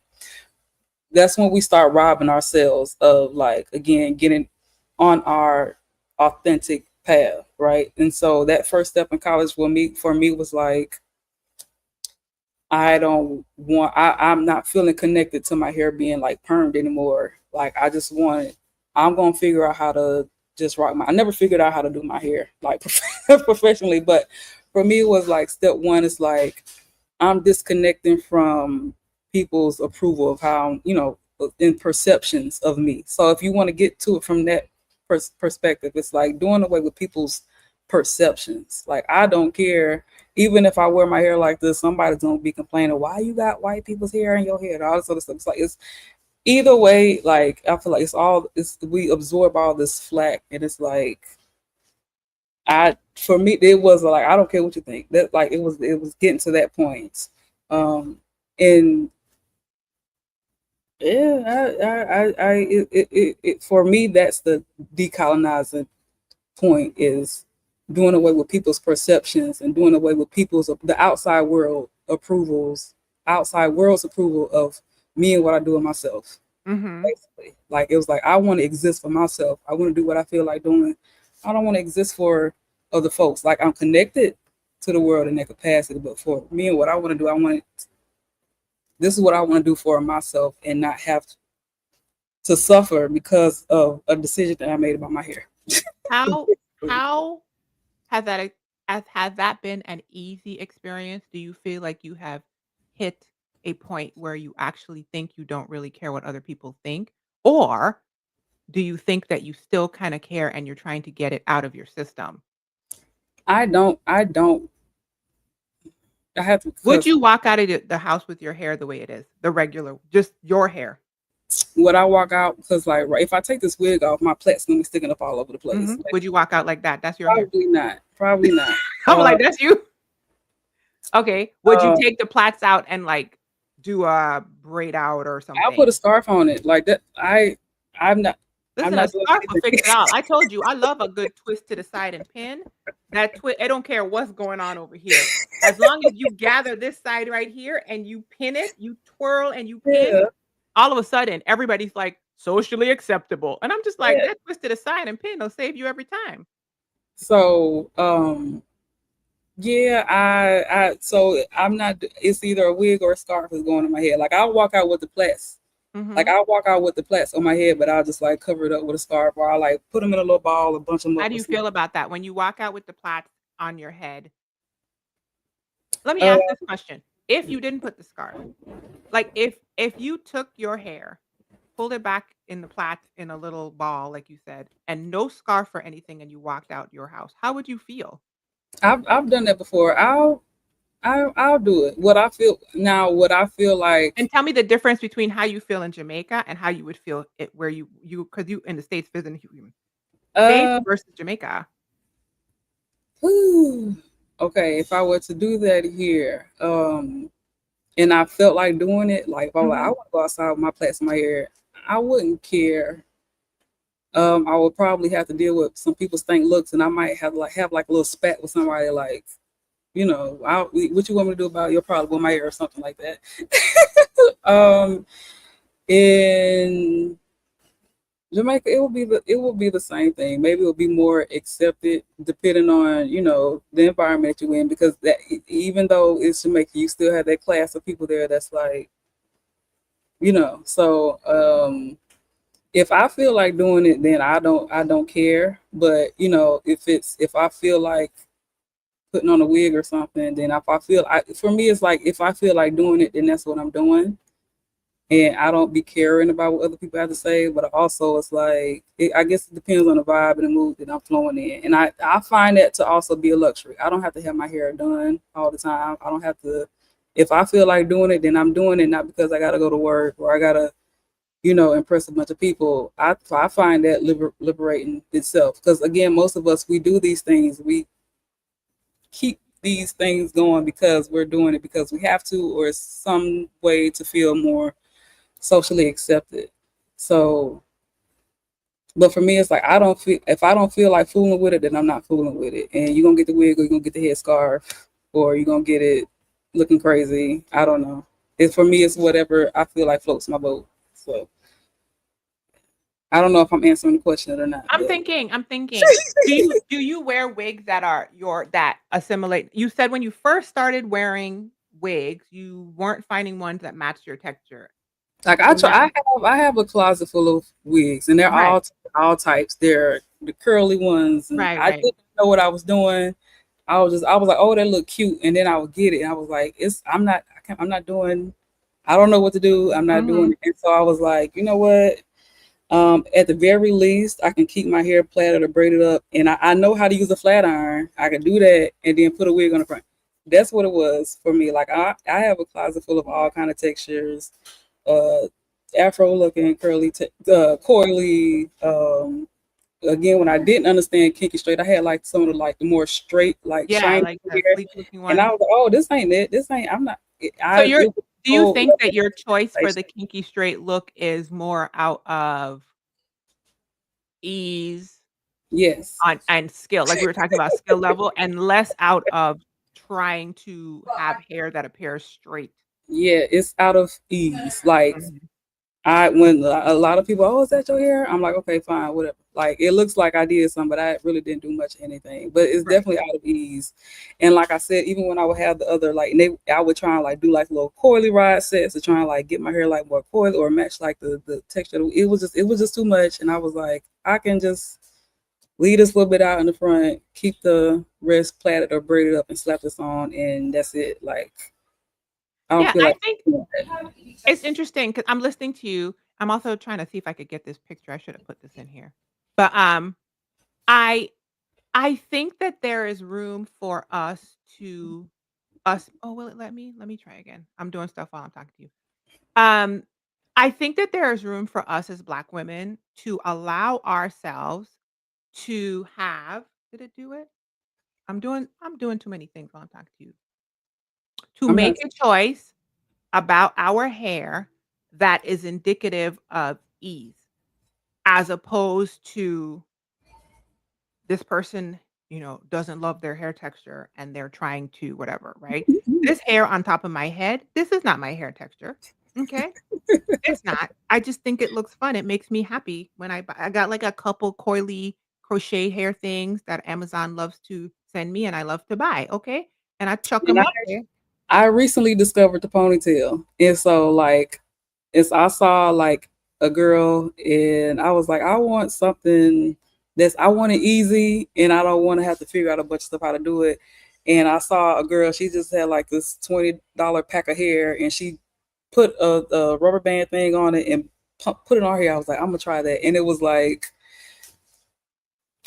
yeah. So for me, I'm like, okay, I got my next style. It's either gonna be like the updo, little pack of hair or something. And like when I feel like wearing like my hair out, I just again put it in a little ball and just plug that on and be done. Either way, it's like throw it on and be done, or I don't want to deal with it. So it's like I'm doing what's easy because I don't know anything about hair. I didn't. Would you want to learn more about your hair? It doesn't sound like it, and I think that that's perfectly fine. That's what I'm saying. I'm like, we have this misconception as Black women that we're all like hairdressers, and we are not all hairdressers, okay? I can do it. I don't want to. Did you hear me say that I have a friend who does do my hair? I literally, I'm not even joking. I send my friend, you ready for this? Pictures from my glamazini.com blog from back in the day of me, of hairstyles I did on myself. I'd be like, "Ma'am, do this." And she's just like, "You cracking me up. You're paying me to put styles I could do myself. I don't want to no more. You do it." For me right now, I'm trying to learn out what products do work. That's what I'm Mhm. trying to figure out what products actually work for my hair, as opposed of it being like a marketing thing. Like that's I've gotten to that point. Like I found a shampoo that works really well. Which one? It's a Redken shampoo. Okay. It's an expensive brand of shampoo, but it works. I can Mhm. like easily manage my hair when I use that shampoo. Got it. And then it's a Miel conditioner that I like. Mhm. It makes my hair easy to do. Like, Mhm. and I'm like, if it's easy, then fine. And I don't have to like do much of it afterwards. For me, I just want like what works, and I don't feel like trying to figure out how to do the mousse and all this other stuff. Like, I just want to at least wash, condition. That's all you getting out of me. Like, that's all I got. Especially, is Jamaica difficult to find products like the Virgin Islands? Sometimes the process of doing our hair products specifically. I'm not saying the process is hard. I'm saying locating products sometimes can be tricky overseas because what we have available here in the US isn't always as easily found. You can do it with natural. Listen, all I need is some olive oil. I'm listen, I'm the kind of person, if I could find olive oil and water and a shampoo and conditioner at a VO5, you know, and them VO5 at them corner stores, I can Yeah, knock something out. Okay, but is it easier to find things in Jamaica or hard? I think it's easy, especially when it comes to like hair and things like that, because it's a lot of Black women there. So, Mhm. so it's easier to find like hair products and things like that. Now, again, because I'm gravitating towards what works easy with my hair, um, so I can find like more natural, like base products there. It's easy to find there. It's a large natural hair community, there in Jamaica. So it's not difficult to find Mhm. products. Um, so the Miel I can locate there because it's more geared towards natural hair. The Redken shampoo, I haven't seen it over there yet. Again, I tried it and I liked it and it worked. I don't feel like dealing with nothing else, and so that's kind of like where I'm at with that. But I haven't seen it out there. But it's a large natural hair community. They know how to do the hair out there in Jamaica. A lot of those ladies, they wear like the braids and the plaits and things like that. And then I had one lady. She was like, because I would wear the wigs. She was like, "Your head top not hot." I was like, "No." I don't know how you do it. I'm not even joking. Whenever I see a person, I don't wear wigs at home. Yeah. The only time I wear wigs is up here in the States. I cannot. I don't know how y'all are doing it. Y'all don't And bun up? so but like, okay, so for this, like again, I usually only wear these like when I'm in the house where I have appearances. When Uh-huh. I'm going outside, like I will usually I might have like it's like a thinner, like more thinner texture. It's just something again I can put it on and go, or I'll just like head The lady start. that asked you if your head top not bun up, that's exactly how I feel because I do not wear wigs in the Virgin Islands. I will be a wig aficionado up here. And even in the summer, It's I don't wear wigs in the summer. I wear wigs. Wig season for me is fall. I sweat too much. It just be whew, and I'd be like, God bless everybody down here. I be seeing women. I'd be like, good for them. yeah. They got that. And so this is like my special appearance with. Otherwise, like I'll just put my hair like I just wear my hair in the plaits and I just have it pulled back. Or like I said, I've been experimenting with the ponytails and just Mhm. like getting with a. Or I'll just it depends like on what state I'm in. Like so, if my hair is freshly washed, conditioned or whatever, I'll wear it out for a while. Whatever. When I feel it start trying to get like tangled up, I'm like I'm not gonna be doing all that combing and stuff. Like let me go ahead and plait you up. And then that's we're in the plat stage now. When I'm ready to wash and clean it again, it'll probably be out for a while, or I'll like again try the ponytail experiment. And when it started getting like it's gonna be giving me like a little fight, I'm like, okay, back in the twist. Like I'm just doing this out of like whatever is going to give me the least amount of like effort to have to do. Because like again, Yeah, I'm that's yeah. how I am too. I tend to so here Stephanie popped in earlier and said hi, and I'm gonna use Stephanie as an example. Stephanie lets her hairstyles morph all the way back to the natural form, to the fro. I let it go everywhere except the fro because I don't wanna have to detangle the fro. I'll be That's what like, "Girl, the fro listen, ain't nothing wrong with a fro. Fro is cute, okay? My fro looks amazing." But the but idea that I'm see, gonna have to now detangle this fro, so I try to keep my hair in, like, detangled states, and the minute this joker decided want to start tangling, I'd be like, "I'm out. He needs out." Because the idea of having to detangle the fro, it's a lot of maintenance. And I was like, with Stephanie, I don't know. I'm it's so assuming easy. It's cute and change that beautiful phone. until you gotta detangle that jo my hair. I don't know what Stephanie hair doing. I don't know what Stephanie hair doing, but the pip pop, pippity pip pip, snap, crackle, crop gonna be happening. I'll be like, "I don't want it. I don't want it." Yep. Okay, When I it's wanted to put this up here. This is this was my hair in locks. I just wanted to say for the record, I miss that. That was me outside the very church that I was just telling you about, okay? And so This is this is so I have been like toying with the idea like, am I ready for locks? And so that's where it's like, am I still like dealing with like a little bit of the colonial? I don't think it's colonial something for me. I think it's a matter of because I don't know much about hair. For me, it's a matter of, am I gonna have the versatility to like, I don't know, change up my look or something like that if I want to do that, or should I just, is that still me being like, why you need to change up your look? You can do this and that with locks, or just it just like, depends. It depends on the locks, they're all different. You know, mine were 2 strand twist locks that were put in by a friend, not a loctician, and this was probably 2.5 years in. This was pre-perimenopause, so my hair hadn't started thinning. My hair is not thin right now. My hair was super thick, and now it's just thick because of perimenopause. I also am I told you I'm lazy. This is a low maintenance girl, okay? And this is not only is this a low maintenance girly, y'all, this is a low maintenance girly who loves how this looks. Don't play with me. The way that I love. You see this picture? You couldn't tell me nothing. Now, are there people? Now, I would retwist maybe like 3 times a year, maybe, under duress. Do you hear me? I wanted to look like a lion of Zion. I wanted a fro with just locks hanging off the back, and I would wash my hair all the time, and I would just separate the roots, but I didn't need the super manicured look because I grew up in the Virgin Islands around Rastafarians, and to me, that aesthetic was beautiful. So when I saw my hair doing this is me outside the church. This is me leaving the service. I went to this and mindset change because nobody could tell me that this wasn't beautiful. Now, walking around in Missouri, walking around in St. Louis, I know that somebody probably saw me and thought the things that you say people thought, Mocha. When she gonna do her hair? What's that? Da, da, da. But I wish you would. Like, I'm sorry. I had to put it on the screen. I wish somebody would tell me that wasn't pretty. But it's a mindset thing. mm-hmm. It's a mental thing because this is literally how I liked my locks to look. I didn't want them to be super like you see how they're still fuzzy I Yeah. didn't want them to be super manicured. I kind of wanted my locks to be wild looking, and that's exactly what I had. Wild looking. Whenever I got them on the rare occasion that I actually twisted the roots, I would there were certain styles I could achieve better with that, with the twisted roots, but I would be waiting for the roots to grow back out so I could have this. So when you are like, I don't know if it's mental, locks are super versatile. Depends on the size, depends on what you put in. You're lazy, so you're not gonna go get no high maintenance micro lock situation. If I'm being honest, the fact that you only doing 2.5 styles, what you need versatility for? A lot it's probably gonna be more versatile, Yeah.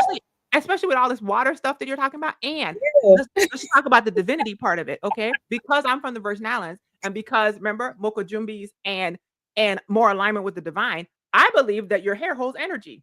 It does. Nobody's gonna tell me any different, which is one of the reasons why I cut these locks off because of what I It had does. went through with them jokers on my head. It was time for them to go.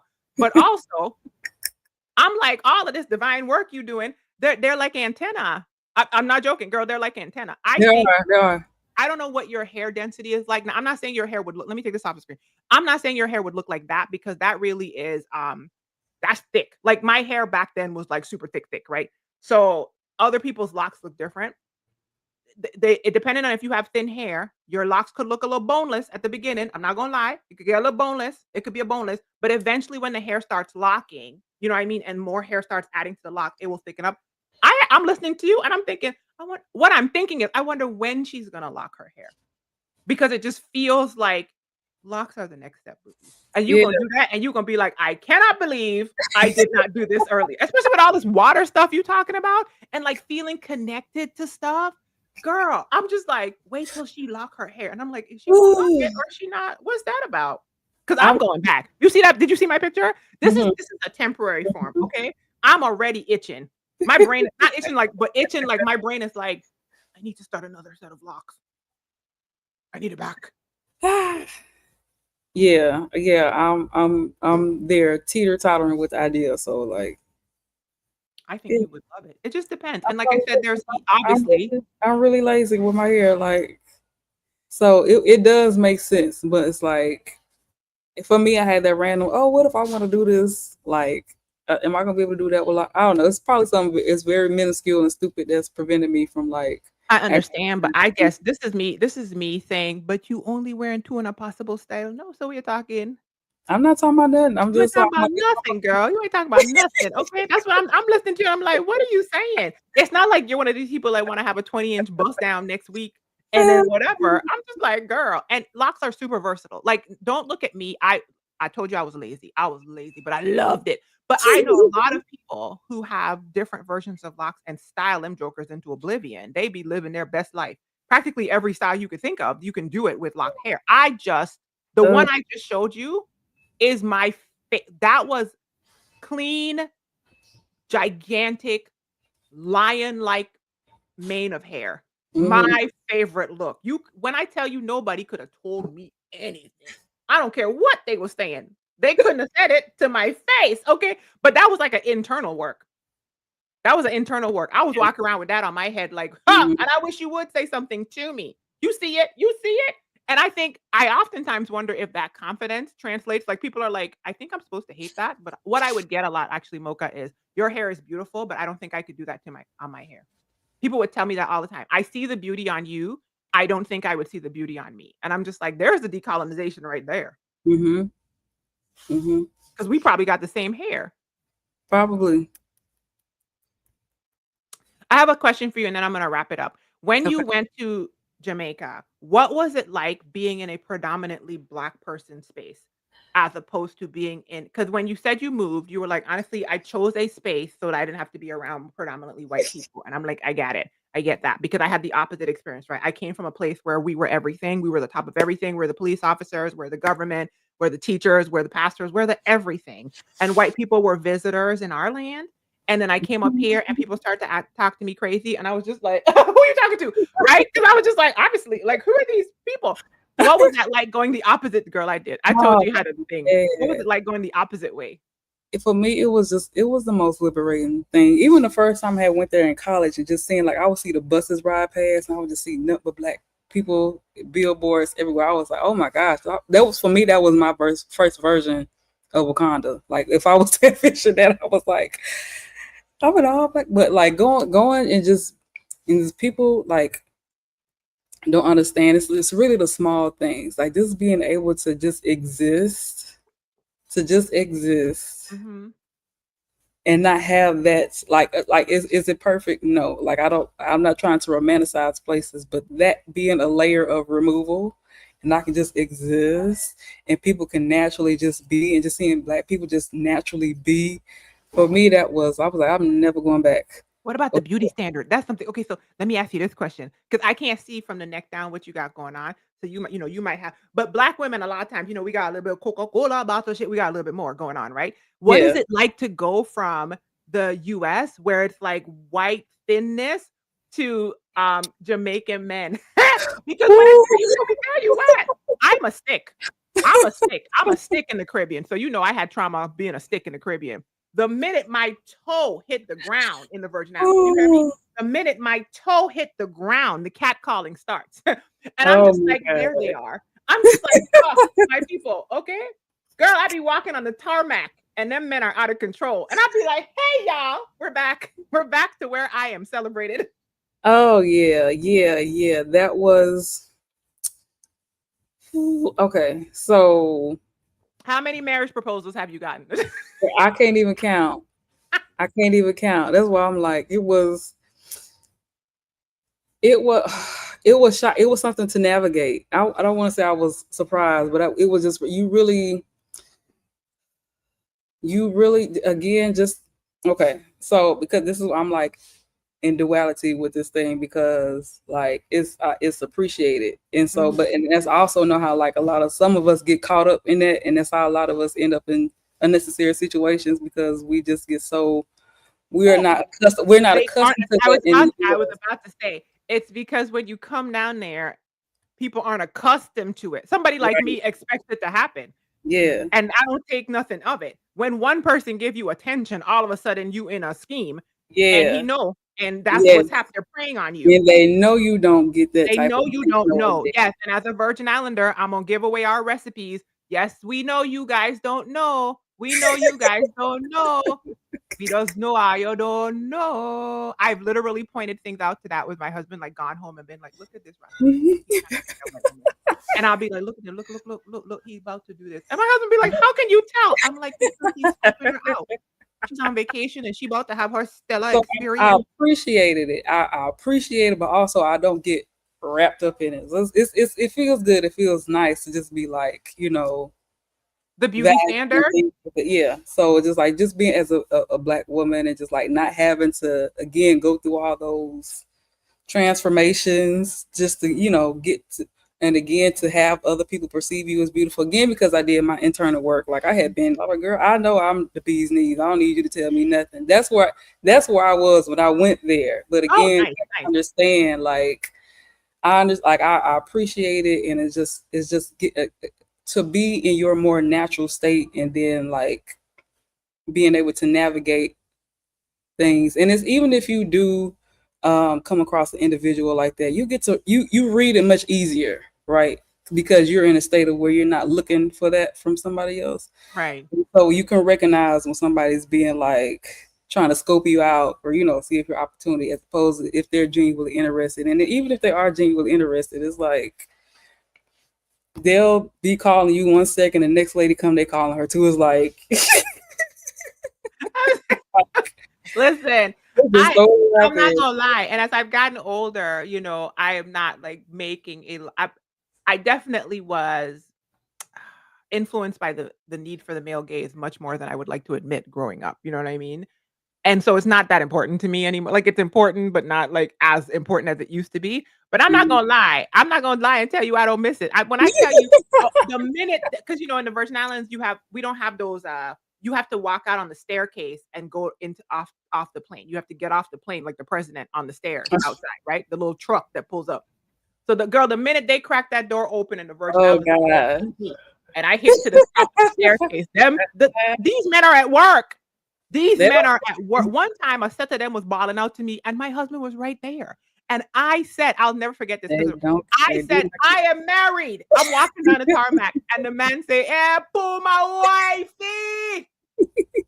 Sir, I They don't am next care. to the man, and you They just do calling not out my care. I had on Pumas. "Yeah, pull my wifey." I said, "Sir." And when They I don't tell you, I'm always like, "She's back, bitches. She's did it." Okay? care. She's arrived.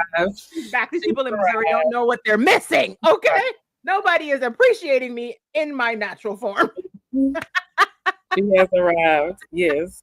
Okay, okay, okay. All right. So, tell people, you said that you have a workshop coming up. Tell people about your workshop. Yes. So I've been I created a workshop. Mhm.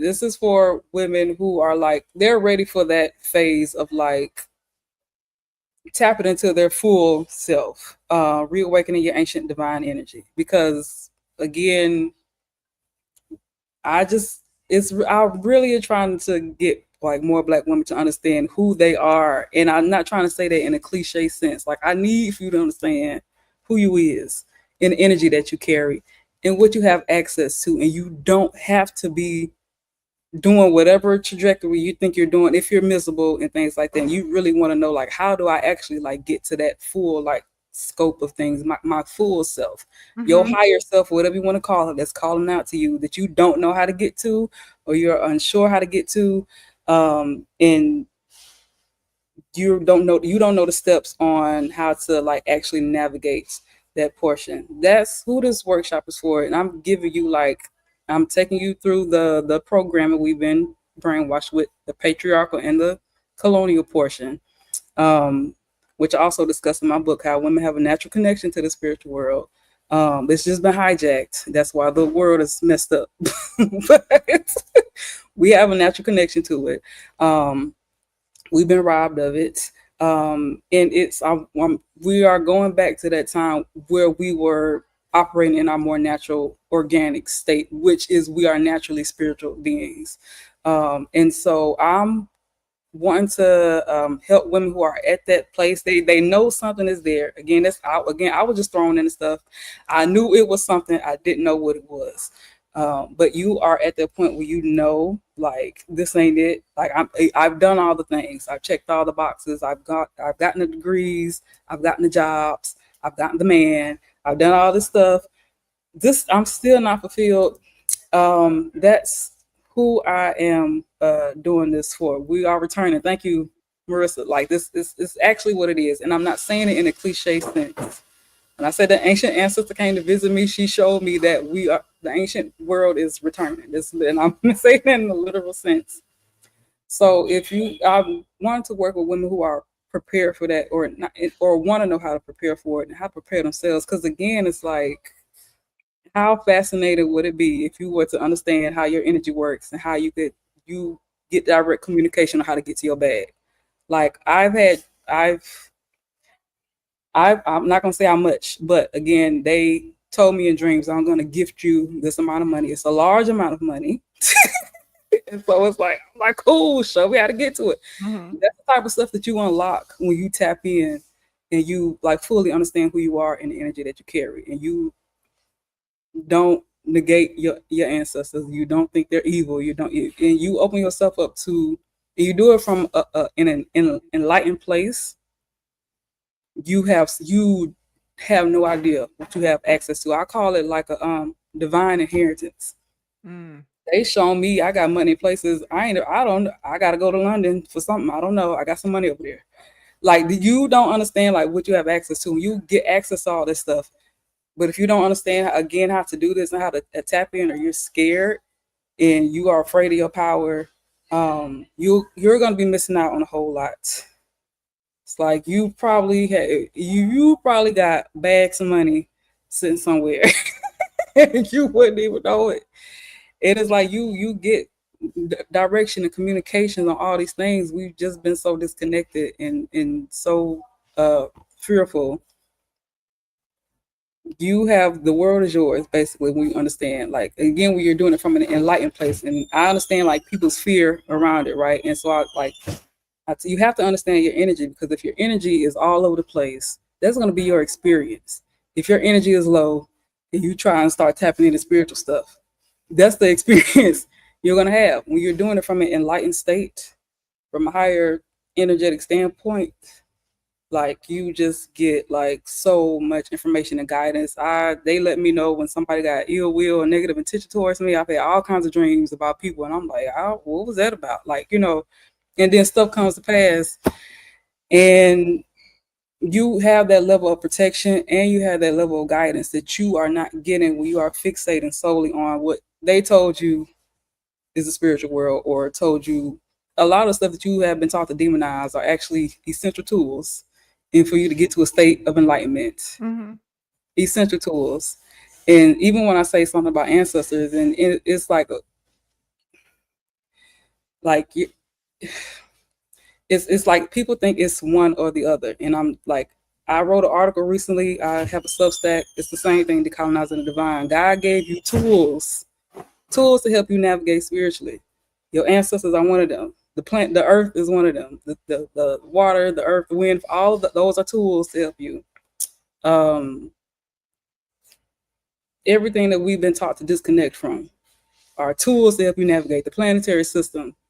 I didn't know. I don't know nothing about. I didn't know anything about like astrology or anything at the time. I just knew it was eclipse when I had my special event, my special awakening. But it's they're all once you understand how everything is synced up and lined up together, that's when again like you are able to it's self mastery, right? And that's the goal. You can master yourself, master your energy. That's when your world unlocks because it's all intertwined. It's all everything is interconnected. And again, so like how I thought that I was just up and moving to Jamaica, and then like now I can see like everything was lined up and syncing up for me to get to this particular point to where I can write this book, to where I can get the guidance on how to go about like getting without having to labor extensively for it, right? Mhm. Um, I don't even know how this money is coming. They showed me modeling. I don't know what I'm gonna be doing. I was in a blue outfit. I was modeling. I don't know what I'm gonna be doing, but like it's that part can be like a little stressor because it's like when is it coming? But like I just have to kind of like just that's when we have to just release and trust and all the other stuff. Um, and just get back online. And so I feel when black women get to come back into again our natural form. This is how we existed before we were introduced to certain things and programmed to function a certain way. That's when the world will change. That's when our whole entire way of existing will change. Um, and that's what I am hoping more of us will start to understand and stop being scared and fearful of it. So I that's my agree. I agree, Black women. It's time for us, and it's already starting. There's an entire shift happening that I'm glad to be a part of. There's a consciousness shift where we are all starting to almost wake up and have very similar experiences. A lot of the things that you said, I say on this page all the time. During the eclipse last year, I don't know what happened to me, but there was like the weirdest synchronicity thing that I did not expect to happen. And more recently, I haven't said any of this because I've just been listening to you. More recently, I have been creating things in my dreams because I had a lucid dream. I was in a dream and I was like, wait a minute. And it made me realize something in the dream. And ever since that dream, I have a running joke with my friends right now about they will be like before 2 p.m. because I will literally wake up, have the dream, and before 2 p.m. that day, Mocha, the thing is physically in my world. The thing exists to the point that it's just like, dang, I'm trying to figure out where I'm be like, hey, Jesus, God, hey, everybody, the money though, bring that before 2 p.m. Why am I getting this other stuff before 2 p.m.? Anyway, reawakening your ancient divine energy for self mastery and liberation is happening next Friday at 4 p.m. You can find it at the link on the screen. You can connect with Mocha Moizelle and find her book, Decolonizing the Divine, at decolonizingthedivine.com. If this sounds interesting to you, go ahead and check her out.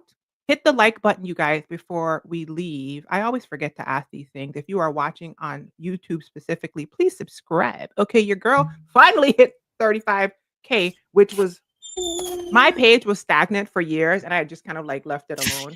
But listen, I'm in creation energy, right? And I've been listening, like I said, to my intuition, and my intuition told me to change something. And just like that, after years, my intuition was like, do this. And I was like, sure, why not?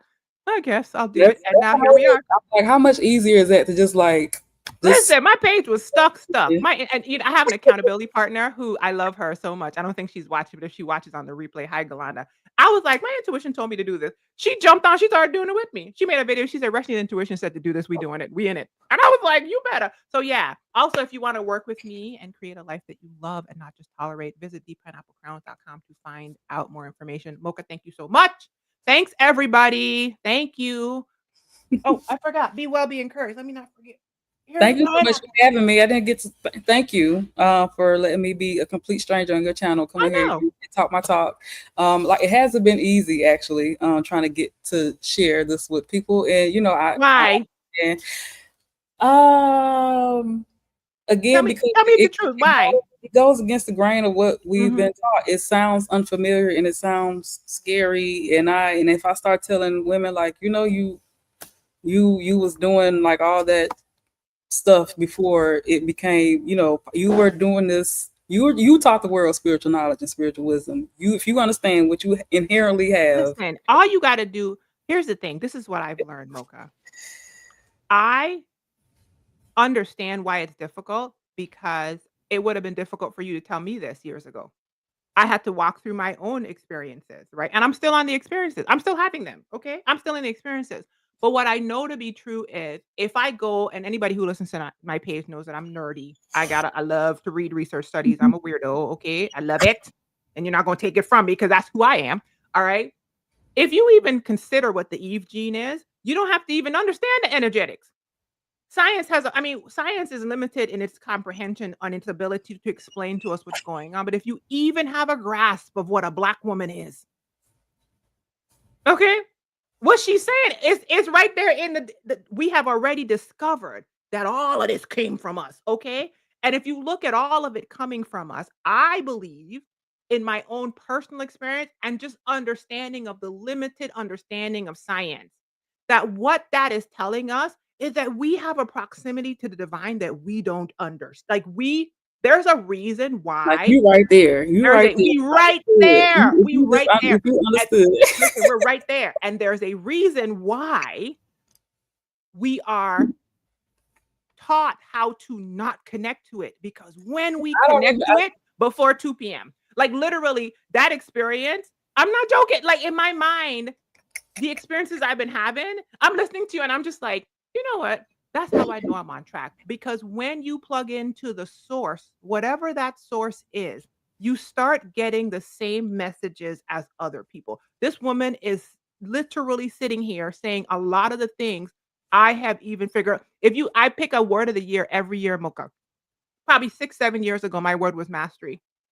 God told me to worry about myself. And when I tell you, he whooped me to and fro on that year. And I'm like, of course, there stuff is called self mastery. Of course, that's what it's called. Like, I'm listening to you and I'm just like, because we're all listening to the same thing. That's why we're all getting similar messages because we've plugged into something. And I'm just right. like, as much as that might have sounded, somebody might be listening to me and be like, whoa, Roshini just lost it. It don't matter to me what you think because, this is a lot better than what I was doing before. That's what I think. I'm like, this is a lot better. And I'm And still on the for journey. me, But when it's I listen to you, I'm like, yeah, that's hard to pitch to people. It is hard to say to and people. it's just to get people to even fathom like this is how we funk, this is how we're returning to it. It's not like something that's just we are going back to that. This is how the world was before folks understood the power that we carry. Before it's like everybody understands our energy and our power but us, and it's on purpose and it's by design because your energy builds and creates worlds. We are taught to give it to everybody. And I even just think about how we are taught to give our energy to folks and they don't even know what to do with it. Oh my It's like God. they don't even know. These men been siphoning our energy for eons and still can't do nothing with it. They still don't even know how to navigate it and do stuff with it. I'm like, y'all had all this time and you still was not even to make use of all this energy that you've been draining from women. And it's like, if you do, you understand what you are. And I know it sounds really cliche when I say that, but I need for you to understand what you are and what you have access to. It's like you're much closer than other populations of people. I believe that. And I mean, I'm saying I believe that based off of my unsolicited experiences. That pandemic, when I tell you he plucked me out of that thing, okay? I would have still been in there. And I go every once in a while for an event and I sit there and I think, "Huh, I And just I, had I an know entirely different lived experience that has shown me all this other stuff." And I'm like, "I can't unsee it." that time frame I'm noticing that's when a lot of people like because it was COVID. It was during COVID time, COVID season when I was like, just let me it was Well, it was an again, opportunity to unplug from just right. going down the conveyor belt, and I Mhm. think that at that moment, many of us who were availed to listening started to hear. That's why when you were saying the eclipse, I remember last year being outside during the eclipse and literally, like, leaving and being like, "What just happened?" That's when you were talking, I was like, "Oh, something happened to her too?" I was like, "Wait, Like where'd I yeah, go?" well, I woke up the next day and I was like floating literally. It was like something happened on the eclipse that triggered like I call it energetic releases because that's what's Mm, happening again because when you understand energy and because us especially have had a lot of over the decades because of historical events a lot of our stuff has been shut down or locked or blocked. mhm. When you release all that stuff out, that's when like that's again, it's all that stuff, chakras, energy, all that stuff is like intertwined in this experience. So they I just believe call it it different because stuff. I believe that the reason why I say God in a box is because one of the things that actually grieves me, if I'm being honest, I'm saddened by the inability for us in our human form to fully comprehend a big divine thing. And I just wish I'm like, "Man, I'm never gonna fully get it," and I kinda want to. Like, the meat suit stops the full process. And so, I often wonder if a lot of what we are experiencing in these different spaces is man's best estimate at what the divine is. It's like they're trying everybody's trying their best to assimilate in their way of comprehending a thing that's, like, it's so massive that you listen, you could tap in, but you gonna never get the whole shebang, and so that's actually something that makes me sad. And Like, it's again, a weird thing that makes me sad where I'm just like, "Oh man, I wish I could know the whole shebang," but also, I think a lot of these pieces are men trying to figure it out. I Does think that you make can sense? How so we get over here? Girl, we supposed to be logging off. This is but supposed wait, to be that's how deep it's like. Yeah, I can talk about the stuff like all, and so like when I say when you tap in, when you come online, or when you do what Jesus was trying to teach you how to do, basically it's embodying God in the flesh. Again, this is when you clear your energy and you do it with the intention, like you are trying to spiritually ascend. That's what happens. He was trying to teach you how to do something. When you do that, and I'll be having direct you, it's like you having direct communication. God is gonna find some way to answer your questions. But again, because you don't have the perception. I've had I had one. I'm sorry. I know we 2 hours in now. Go Okay. ahead. Listen, I was like, "Girl, just go." I had a dream recently. It was a few months ago, and like I was chained up. Like I was like on some like a pole, or I don't know. It was I was showing, it was old timey. It was some old generation period. Mhm. And somebody kept trying to chain me up and tie me up. And the people who I was looking at who was doing it, they looked familiar. That's I'm like, I'm side eyeing them, and now I'm like, was you trying to do something to me back in the day, anyways? But every time that I broke free, it was like a light burst in my chest. So I'm assuming that I was being persecuted or something repeatedly, right? And so the last time, um, I was a little girl and I ran to this man. I was like, Father, there was also a woman there. And so I'm assuming, because again, there's also a female aspect of God up there. Okay, but again, we've been so disconnected from it. So both of them was there, it was a mother and a father, and I ran the father, and the father was like really sad. So basically, because I would ask these questions, like I would ask, like, why have I understand why historically, but I'm like, I would have these conversations, and God would show me the stuff, and then I would get something um, online that would give me more context to it. So I ran to the father in the dream, and then like I woke up. The father was looking really shameful, like like he messed up or something. And so when I woke up, first thing I saw online, when I got on TikTok or something, it was Beyonce saying, "Well, be the one to purify Father's sins." So basically, like, I guess like we've been going through this purification period because we had all that stuff that again that was happened historically. Now we're in the phase of like basically having to like undo it, and when again, because women have been spiritually persecuted, especially because like I said, we're naturally connected to the spiritual, but we got called certain things Mhm. that have negative connotations. We are now in the phase of having to like basically undo that or repair that. And so it's like I'll you once you tap in, you get like up there, you had these conversations, God's gonna find some way to let you like to answer and respond to you again. But because we don't know how to interpret things and we don't know how to get connected in the first place, we won't recognize it. I'll be asking, and I try my best, like all those questions, like all these things, like how however the best way that they feel that you're going to be able to interpret and understand, like they're going to try and relay the message to you. But again, we don't know. People not going to look for no social media video of Beyonce saying, singing something and connect the dots with that. Again, if they don't understand like how God communicates. And I try and tell people it's not like this holier than thou thing. It's your energy being clear.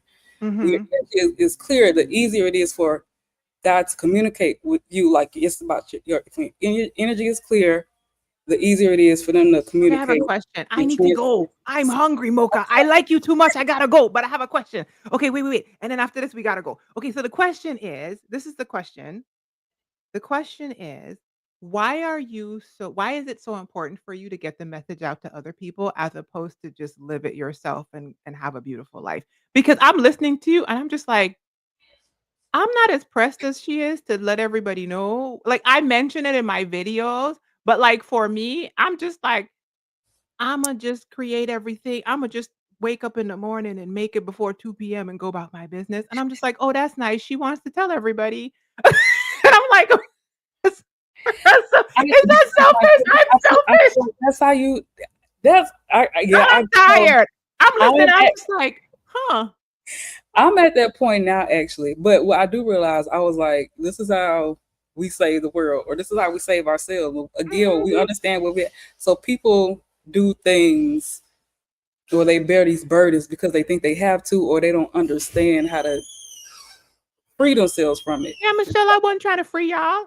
Mocha trying to liberate y'all. But I was at the cribbo, that's where okay? I was at first, and like that's why again, like I got guidance to write this book. I did. Somebody they was like, write I the book, shouldn't write say the I book, write the wasn't book. trying to free people. You're sitting here on my page. I am trying to help people how to heal. But some I of these deeper things that we are having that are similar, in my mind, I'm like, girl, leave them people That's where alone. I'm at now And I'm because like, I'm oh, realizing like for me, I was like, this is actually where I was. I was like, I'm about to stop trying to teach and just actually start embodying it because I was like, also mhm, people really don't listen or take heed to what you're saying until you have the things. I yeah. was like, I'm just gonna wait till I have the things. I mean, yeah, that was kind of my question. I was like, she really wants like to offer it to people in a way. And in my mind, I'm like, I don't know if I'm definitely offering people a version of myself that is healing and wants to like put my hand out and say, "Come with me." But I'm definitely not incorporating a lot of the more divine alignment type stuff. You hear it. If people are listening to me and if people have been listening to me across the years, they have heard the changes in how I speak about things. There's no way not to hear it. But if I'm being honest, Mocha, a lot of that's for me. Okay? In my mind, I'm like, I have not yet ascended because when you get up there, you wanna tell the people. You see what I'm saying? And It's again, if you go I'm back to your tired. if you go I'm back like, to you your know boy what? It might be youth. Jesus, Maybe if you because go I'm back, old and I'm tired. She got years on her to do this work. I'm tired. Mocha is but that's spreading the word. I'm like, Marissa, continue to pray for the saints. I'm at a Okay. state of just embodying it because it's Mhm. like That's what I'm saying. I'm just like, I'm it gonna can hear get the stuff for energetically me. taxing. I'm gonna get the guidance for me. Imma get the liberation for me. And I'm just like, maybe it's years. We already talked about our age difference and how you can't tell with black women how old they are. I'm like, maybe I'm just tired because It's exhausting, and I get to that point, and I was like, unfortunately because I understand the human condition, it will be much easier for me to do this when I've been shown what's coming. I was like, all right, when I get the stuff, that's when people be more prone to listen. I don't have to exert all this energy trying to get you to understand. Lawrence asked, "Thank you, Mocha. Is your next workshop, can the timing also work for us black girls across the pond? So the next time you do a workshop, could you think about a time that will work for people who are across the Sure, pond?" absolutely. I don't know if that would be in the AM for me. Listen, I don't know. you That's just let a me know ask. what time is convenient or what time work, because I don't know what time across the pond is what. I know I can look it up, Well, you but can't go to London and get your money if you can't serve the women in London, okay? You said your I money. got some money over there. I'm You coming. said your money's over there, okay? I got some. I got some. I got apparently. Listen, when I'm telling you, when you get tapped in, you gonna find out you got all kind of stuff all over the Well, I'm place. not tapped in enough yet because 'cause I'm still trying to get some of this extra money. I told you, I'm like the before 2 p.m. ministry is amazing. Don't get me wrong. The But, creation ministry over here is but amazing. again, let me tell you how it works though. Go ahead and tell me. I receive it before you say it. Did you see me? I was like, I catch it before you send it. Tell me. You have again because we don't understand energetics. You have to Mhm. put your energy in a space to be able to order to receive that vast amount of money. So it's like even when I'm coming home and like I hear my family nitpicking about like you owe me $1 or something like that. I'm like, I can't do that because y'all messing up my flow. And so if you are nitpicking or if you have like this worry concern about Mhm. small amounts, your energy is not Yeah, yet I ready still have to that. It's receive. funny because literally this morning I put a video on the internet telling people that I was telling them about this thing that I'm doing this month, but I'm gonna pull back and not tell you guys about it. It's money related because I was like, because it's giving me anxiety and I really feel like it. So I was like, I'm gonna be back at the end of the. I'm gonna be back next month. Just tell y'all how it went. I'm gonna just be back here doing what I gotta do. It's like literally this morning. This Lauren said it's 9:30 in France now, and on the 25th I'll be in Oh, Congo at the same time. it's 9:30 at night in France. Okay. So just consider just consider that you might have an audience that wants what you have elsewhere, and Um,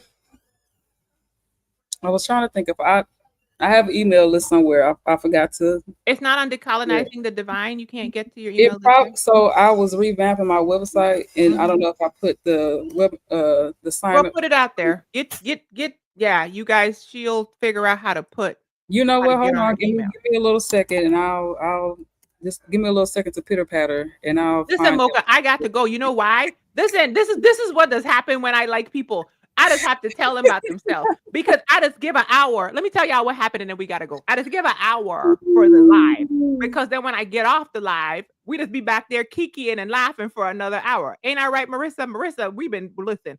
But now I can't do the after live kiki for an hour because I use the live kiki hour time in the live for everybody else. Now I can't get off and chit chat with the beautiful black woman without y'all here because I'm hungry. Okay. All right. So I'm finna um okay, I got the link. I'm finna drop and then everybody can go eat. Marissa, you see what's happened. Marissa knows. Everybody Okay, can I go give an eat. hour for everybody else. I give an hour, I give a half an hour to an hour for me. She done gave my hour to the other people. That's what be happening in the I was trying backstage. to She drop. done gave away my hour. Okay, I'm dropping the link and then everybody can go eat. Then we could go eat. I'm like, when I get in the backstage and I gotta cut you off because I'm a tourist, okay? So the way Okay. that my stomach is set up. Hello? Ain't nobody gonna be back here talking to you that long before I bite. I'm gonna say something raggedy and then It's I'll be not like, letting sorry, me girl. post it. It's not letting me post it. So What I'll drop can you it in the put it in the private private. chat? Can you put it? Okay. Oh, Here. there it is. I see it. Gimme. Boop. Okay. Okay, comments. Michelle says she needs to cook. Okay, so the link I just dropped here, you guys, in the comment section. Facebook is thinking. Okay, it went on Facebook and YouTube. It's in the comment section as well as what's on the screen. Oh, Facebook rejected it. So you got to go to the Well, I'm sorry. I'm sorry. I'll listen. I don't know.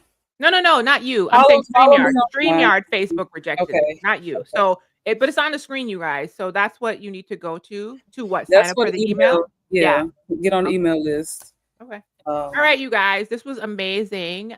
This is Mocha Moizelle. You can find her at Decolonizing the Divine, and I'm going to go get something to eat. And in the future, I'm going to vet these black women before they come on my page, and I find out I like them in real time, and then I'm out here running my mouth all day. I'm not supposed to like you. I'm supposed to shut it oh, down. Anyway, here's a pineapple, you guys. Bye. You wait a second. Bye. bye. Thank you.